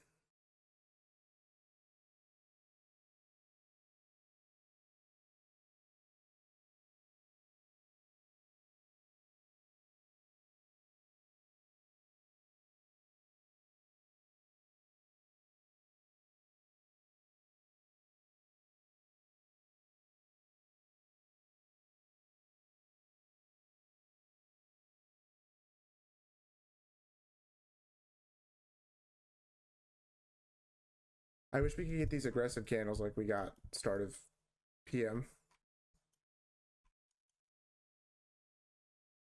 I would make a lot of money if that happened.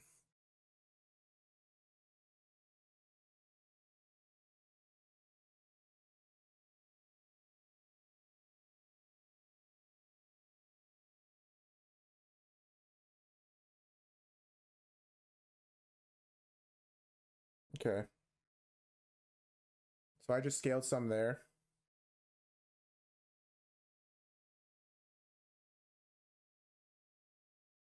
Well, I thought I would have gotten filled there, but I guess it missed my fill, my limit. Dude. Really? Alright, that's annoying. It missed my limit by $1.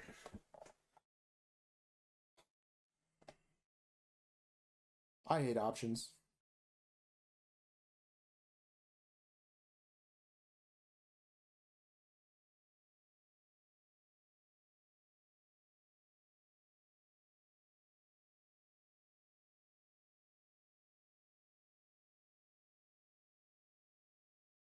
We took the high on both indices here.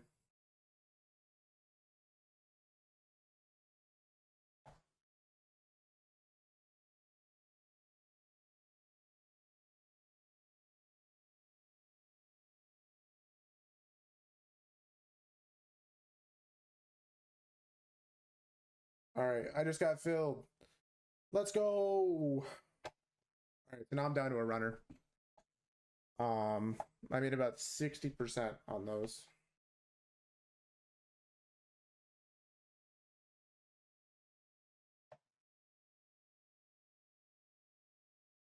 Or hold this runner for data highs.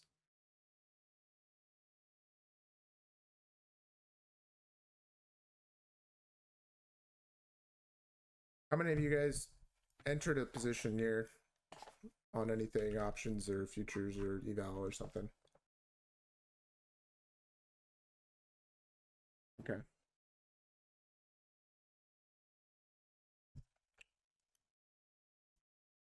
Jason got out eval for sure. Okay. I wasn't sure how the delivery was going to look here, and I figured it was going to be pretty messy. So the reason I took an options play is because whenever price is kind of messy like this, and I want to catch a move that I know was going to happen, but I don't want to get caught up in break evens, I'll enter on options, just so I can get some exposure to it. I'm not going to make anything crazy from this play. I'm only going to make about 100 and actually I might make like $200 here. That would be decent, but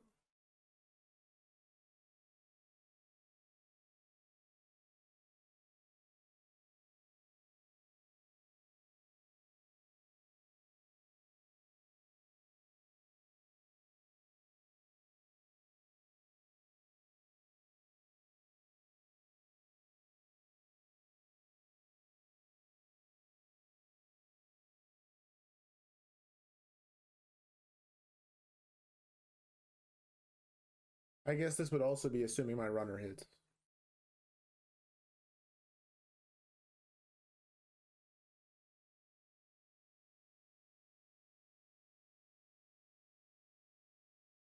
Yeah, maybe Logan.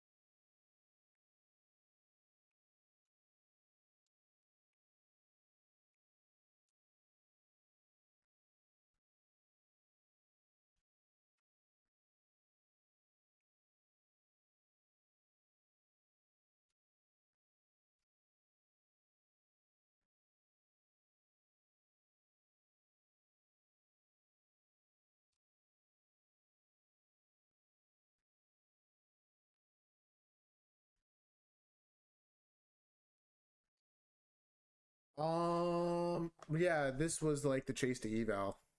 Chase for the eval play here. But maybe we get something else if we come down, I guess.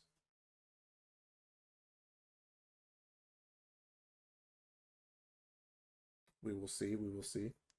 I know this wasn't really an alert, so this won't really count, but yeah. I don't know. At least it's like kind of a win.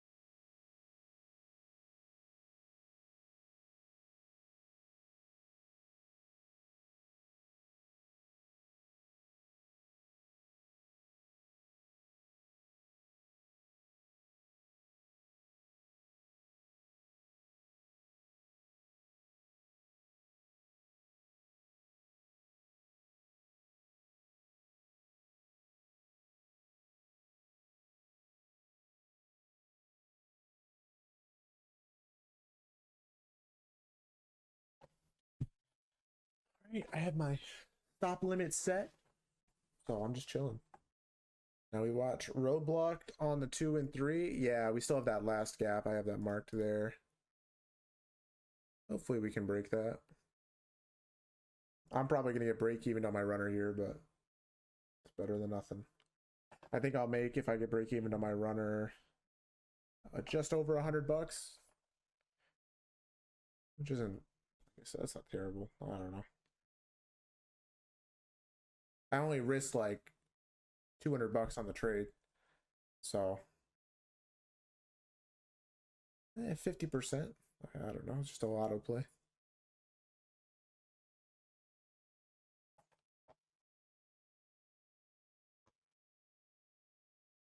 Will, you didn't really miss too much, to be honest. Nothing crazy. I mean, I'm just hoping that this play can take us to the data high here, but that's about it.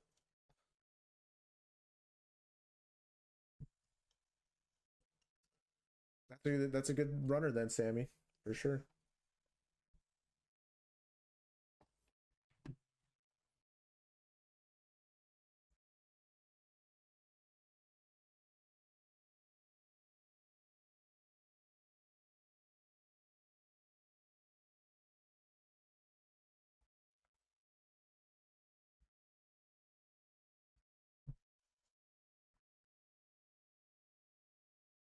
You like the trade subjectively, but what was the entry off of? The 30-second inverse here. This momentum candle.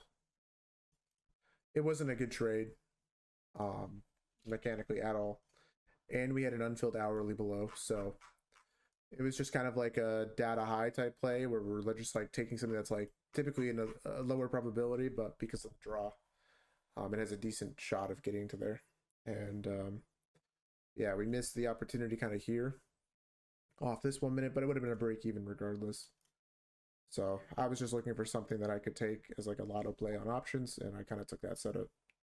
And then I said it would be a decent eval or singular account futures play. Only if we, I guess, didn't close below this 1 minute gap, which we held, which was nice.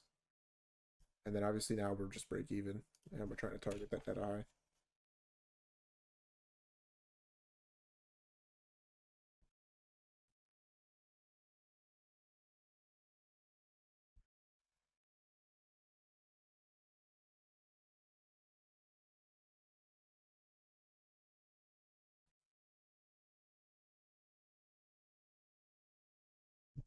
Why is your skin dry? Low humidity.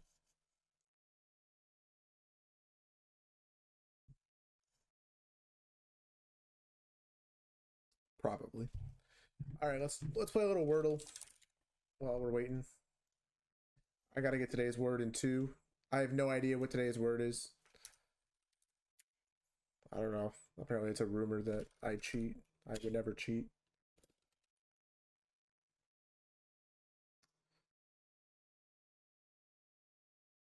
Dude, I don't know why. Thick. All right.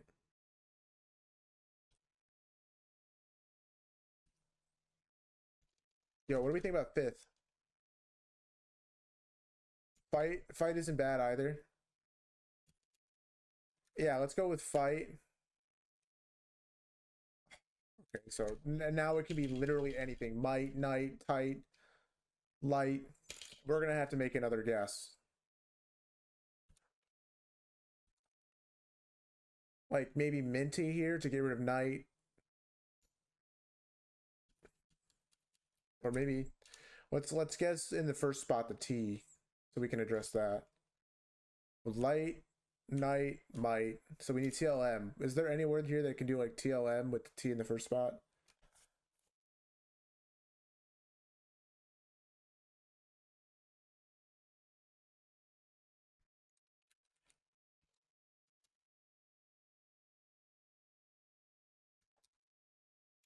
What are we thinking? You're just feeling might? All right, we'll go might. It's not going to be it, but... Oh! All right, we got it done.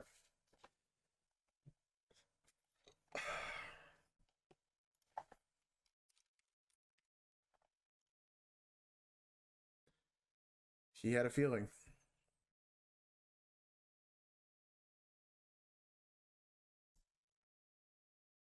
Stirring mystery, Christmas swearing, house, mouse, herring, earring, expletives, leather vest, Ouroboros, necklace, mesh shirt, four-letter words, histamine, profanity.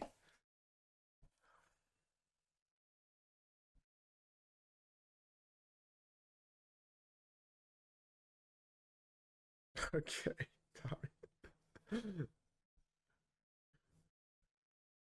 Swearing, profanity, expletives.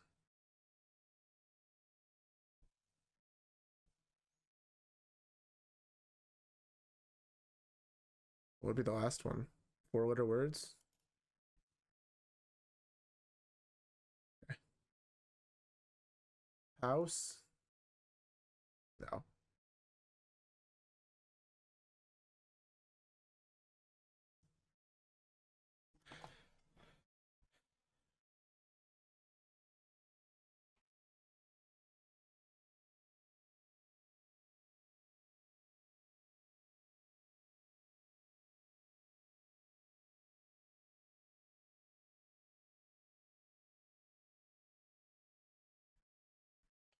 Guys, my runner is working.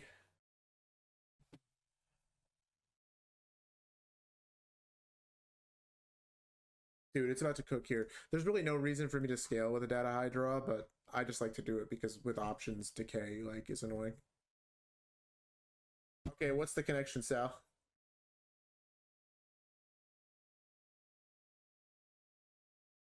Christmas house, leather vest, mystery. What's the connection? I have a connection.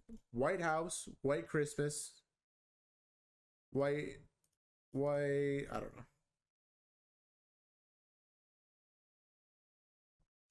I have no idea, guys. This one's hard. What's an Ouroboros? Isn't that like a symbol type thing? It's like the infinity.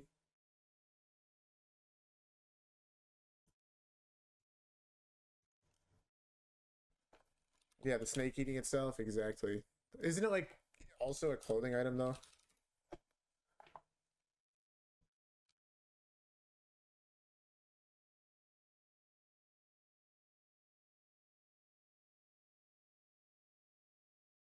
I don't know.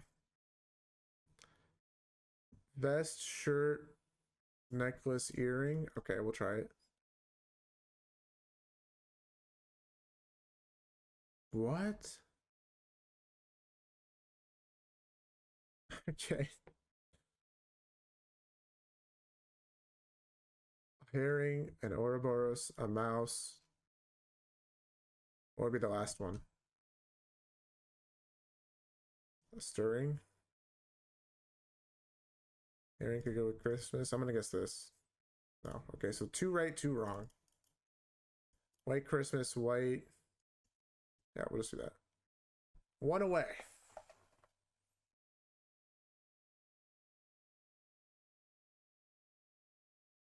One away here.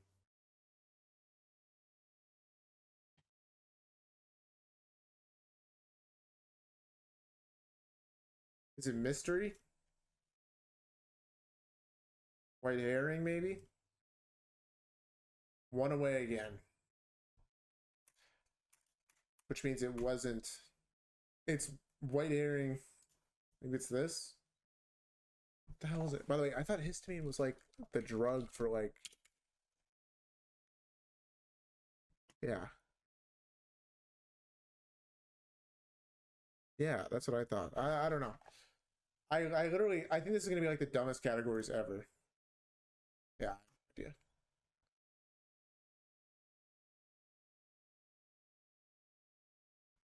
Oh. Okay, well we probably could have gotten that. Her, his, my, our. I hate connections.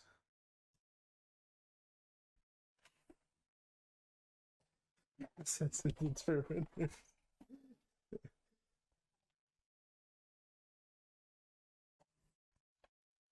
Sometimes when you can't connect them with an obvious category topic, it is like just the word itself. I always forget that.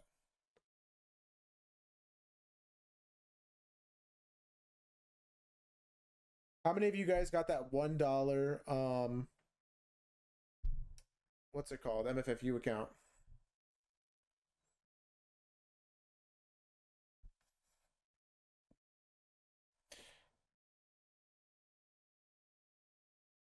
No. Did I? Maybe. I got lucky. I guess. I didn't think there was going to even be 20,000 people that did it.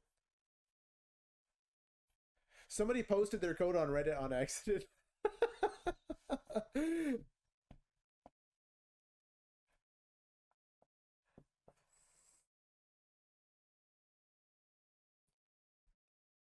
Guys, I only have 10 minutes until this option has to hit, or else Robinhood's going to close the trade for me.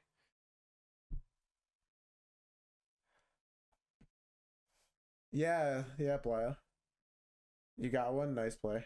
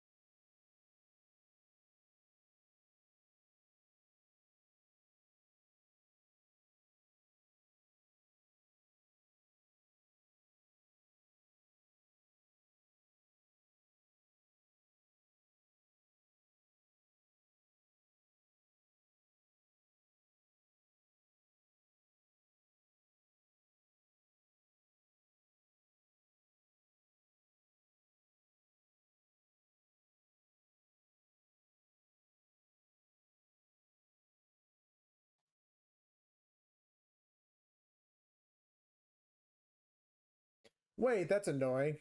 I thought the contract filled me at 0.97. I guess I got filled at 0.95. Oh well.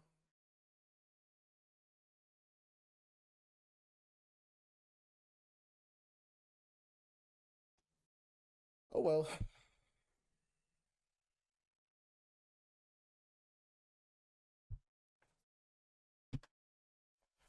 Yeah, hopefully it hits. Oh, the 3 minute long?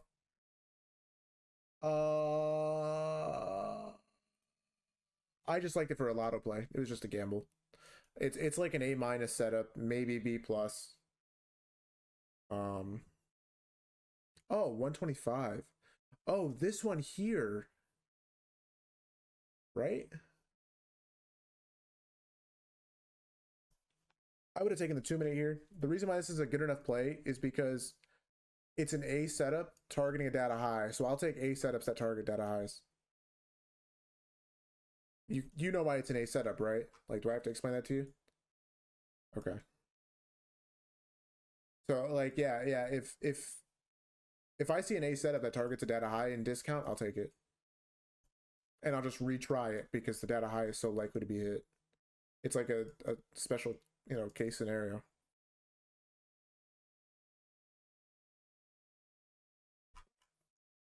We know that the SMT here is valid because the order flow switches. If there was no data high, would I have taken it? Yeah, probably just not unfunded. Maybe. Actually, I don't know. Maybe I'll take this unfunded. It just depends on what our draw is.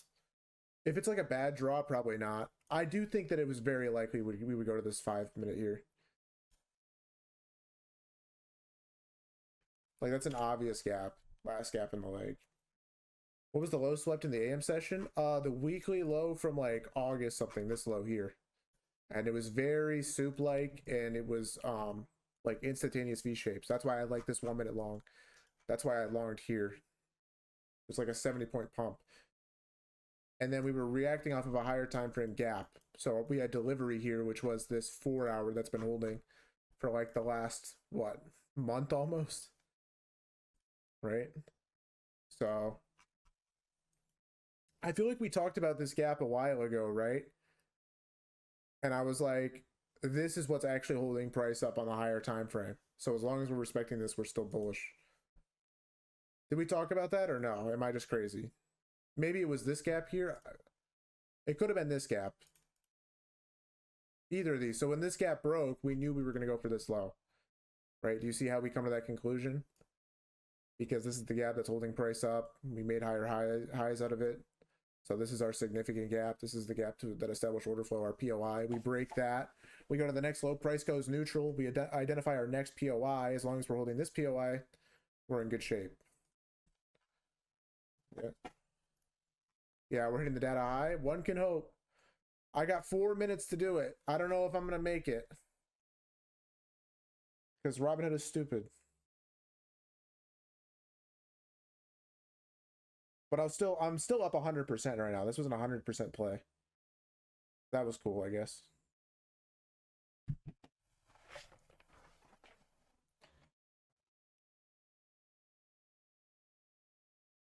Maybe that's what I'll do.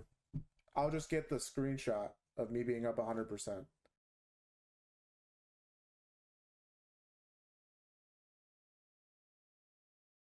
And just say data high play.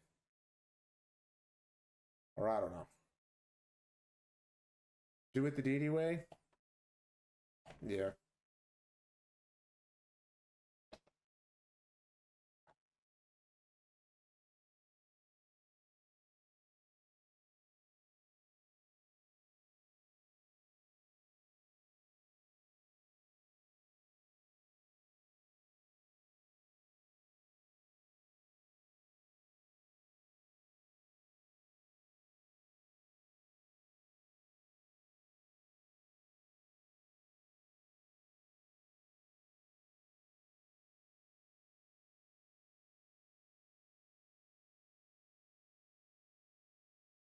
All right, guys, I'm going to get all out here because Robinhood's going to close my account or close my trade. So I just exited there, final TP for just over 100% profit.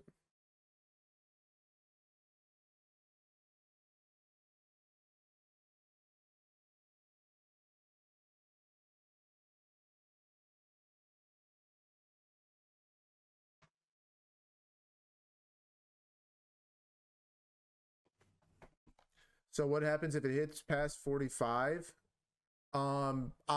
They force close the trade at 45. So I could have held for an extra 2 minutes here, but I don't know. I'm just gonna secure the profit so that I don't have to deal with the uncertainty. It'll probably still hit.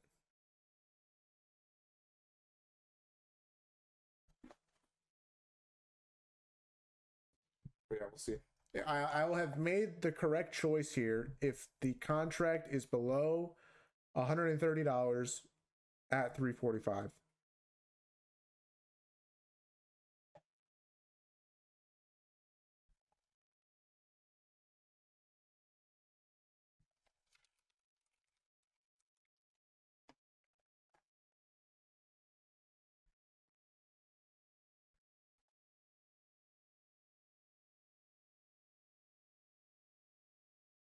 All right, Bert. For sure. Do I trade Apex? Yeah, I do. 25 and 50K accounts.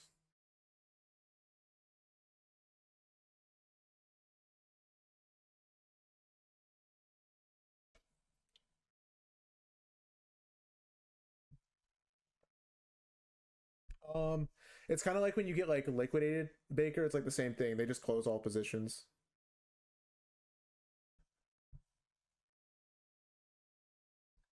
Yeah.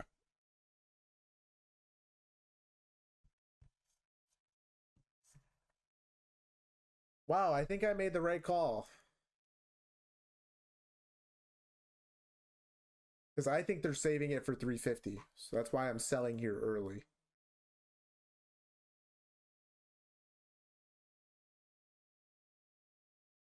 So right now the contract is worth $113, 112, 110, 108.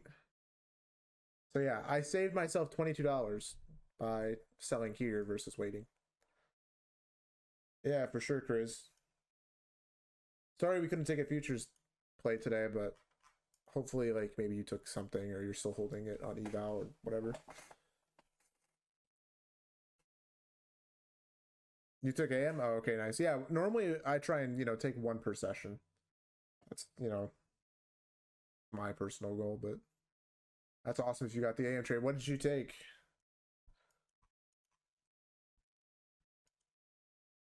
Same as me. Oh, you took the long here? Nice. Yeah, that was a good play. Dodgy's play was cool, I guess. He just took this death candle.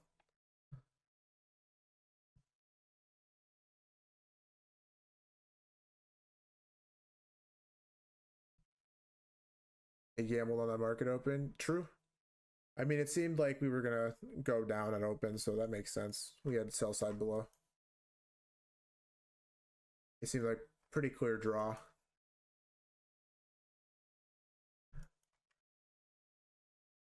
I didn't think that this was a data low. I mean, I guess it was, but this wasn't like actual news, right? This was like some random, tweet or something, exactly.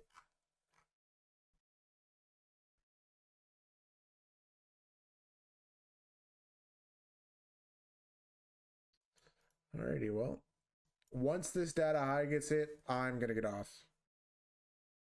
But I guess decent play.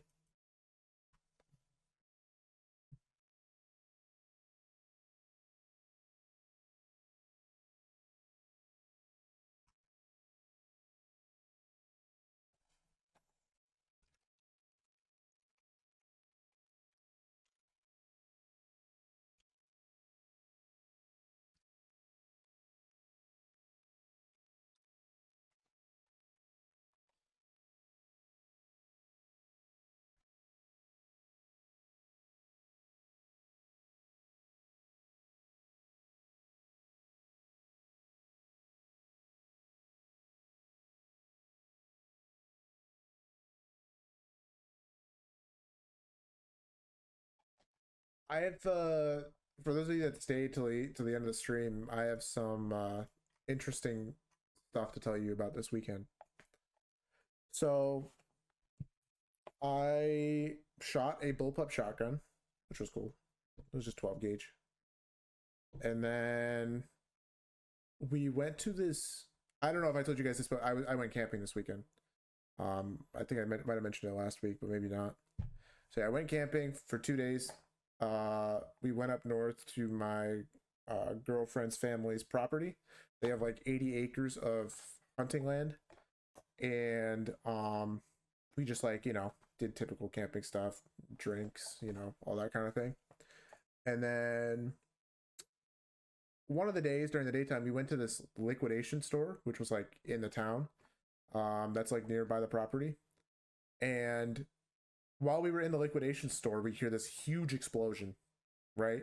It like shakes the store. We think we're like, under attack or something, whatever, right? And we go outside and somebody's house literally exploded like less than like 700 feet away from us. And it was like a huge fireball, and it was like in the air, and there was her like cousin's baby that was like in the store with us, and so like we were all, just trying to like get to safety and whatever. But yeah, no, somebody's house literally exploded. And then yesterday my girlfriend went to her like friend's birthday, and when she got there, her transfer case or like transmission like completely, I think, just shredded because there was like a leak, I think, and then the leak just got really bad. And then yeah, she drove on it for like an hour, and so I think she killed her transmission or transfer case. And so I haven't taken it to a mechanic to look at it yet, but I think her car might be totaled. So I'm gonna have to look into getting her a new car soon. What car is it? It's an older, it's a 15-year-old Nissan Murano. So like it's time. It was like the car that she had through college, and like, you know, it was like her first purchase that she made on her own. So I think it's time for her to get into something else. We were gonna try and sell it this winter to get her something, and it has like over 200,000 miles. And so like we were just gonna try and get a few grand out of it and use that as like the down payment for a car, but now it's probably just gonna be scrap, which sucks. But you know, it is what it is.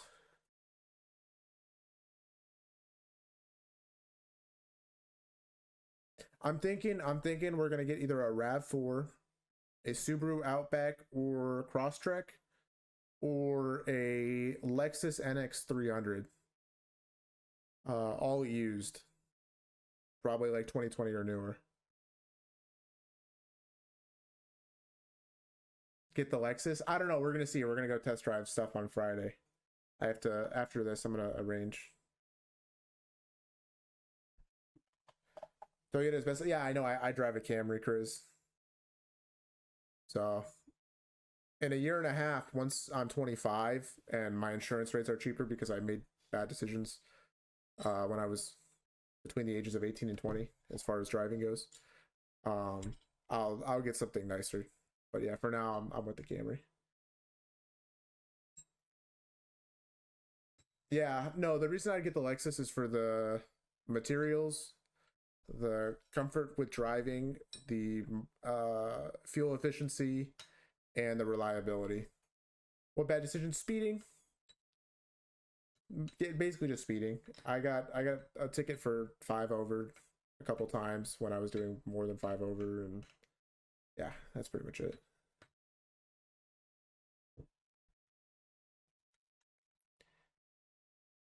Appreciate it, Baker. Yeah, I don't know. I'll see. I want to test drive both the GT and the C8. I'll see which one. I'm really leaning towards the C8 Z06 though, because you can get this like titanium exhaust kit on it. And it sounds crazy because it's a flat 8.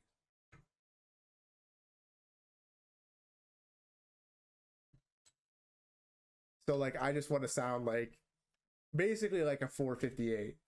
I want to get a 458 on a budget.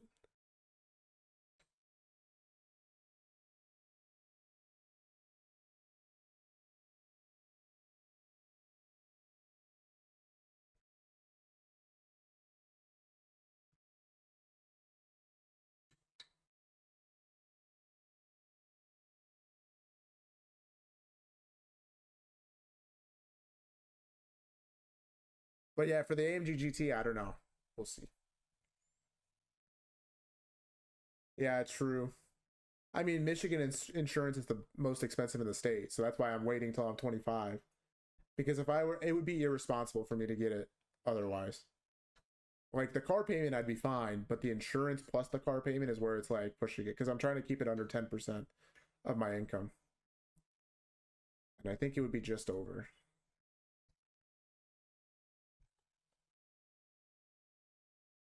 Yeah, and then maintenance and gas and whatever. Exactly. Yeah. That's why I'm like, I'm waiting. Do I see myself living in another state? No, because of my girlfriend. She has her family here and she really likes her family. Spending time with them. But maybe like having a second home eventually. Maybe, yes. I mean, like I would live, I don't know. I would live in Mexico. Mexico would be cool. Am I a millionaire? No. No, not even close, Bottom G.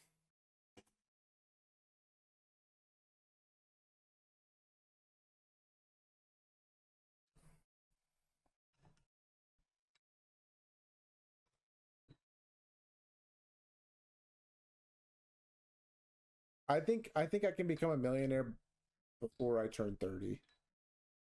Maybe sooner.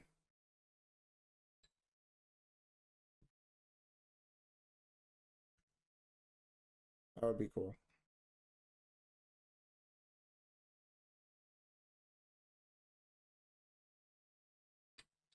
There's that the data high.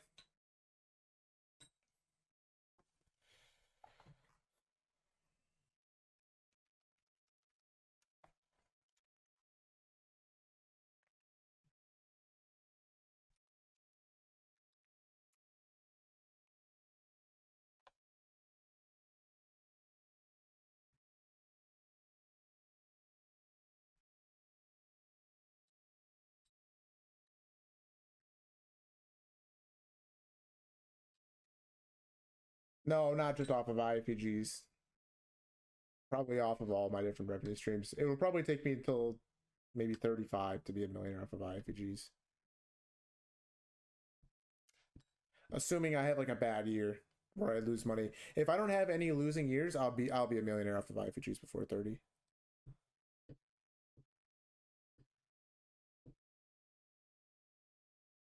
I put money into crypto? A little bit. Just Bitcoin. I'm gonna average in a lot if we get below 100K.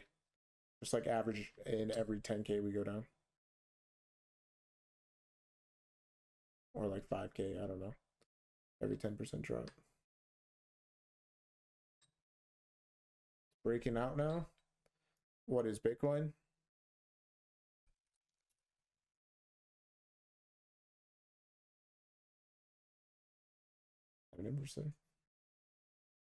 When did I actually enter this trade? I told everyone I was entering on this 1 minute inverse here at 15 or at 3 o'clock. I said when we got the 30-second inverse, I said wait for the 1 minute, and then we got the 1 minute. I said I was entering on options. I said it was up to you if you wanted to enter on like a single account on a funded or like multiple on eval. I didn't think this was a trade you could copy trade on funded just because it was pretty high in premium, and the better setup would be from like the 1 hour gap here.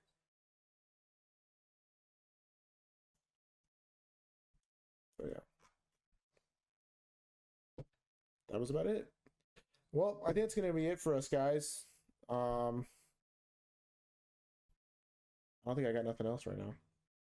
I don't know if you're still here, Shadka, but I guess let me know what you're gonna do, and I'll set that up.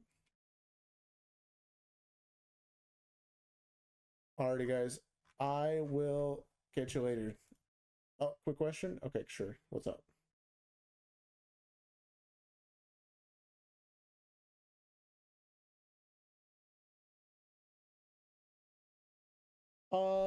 How can you see? Just check the chart. You'll see a limit order on your chart. And then to make sure that you don't have any open limit orders trading places, just go to the top right next to where like the amount of orders you would input, like the number of contracts. It'll say exit at market and cancel. If you just spam that button, it'll cancel all.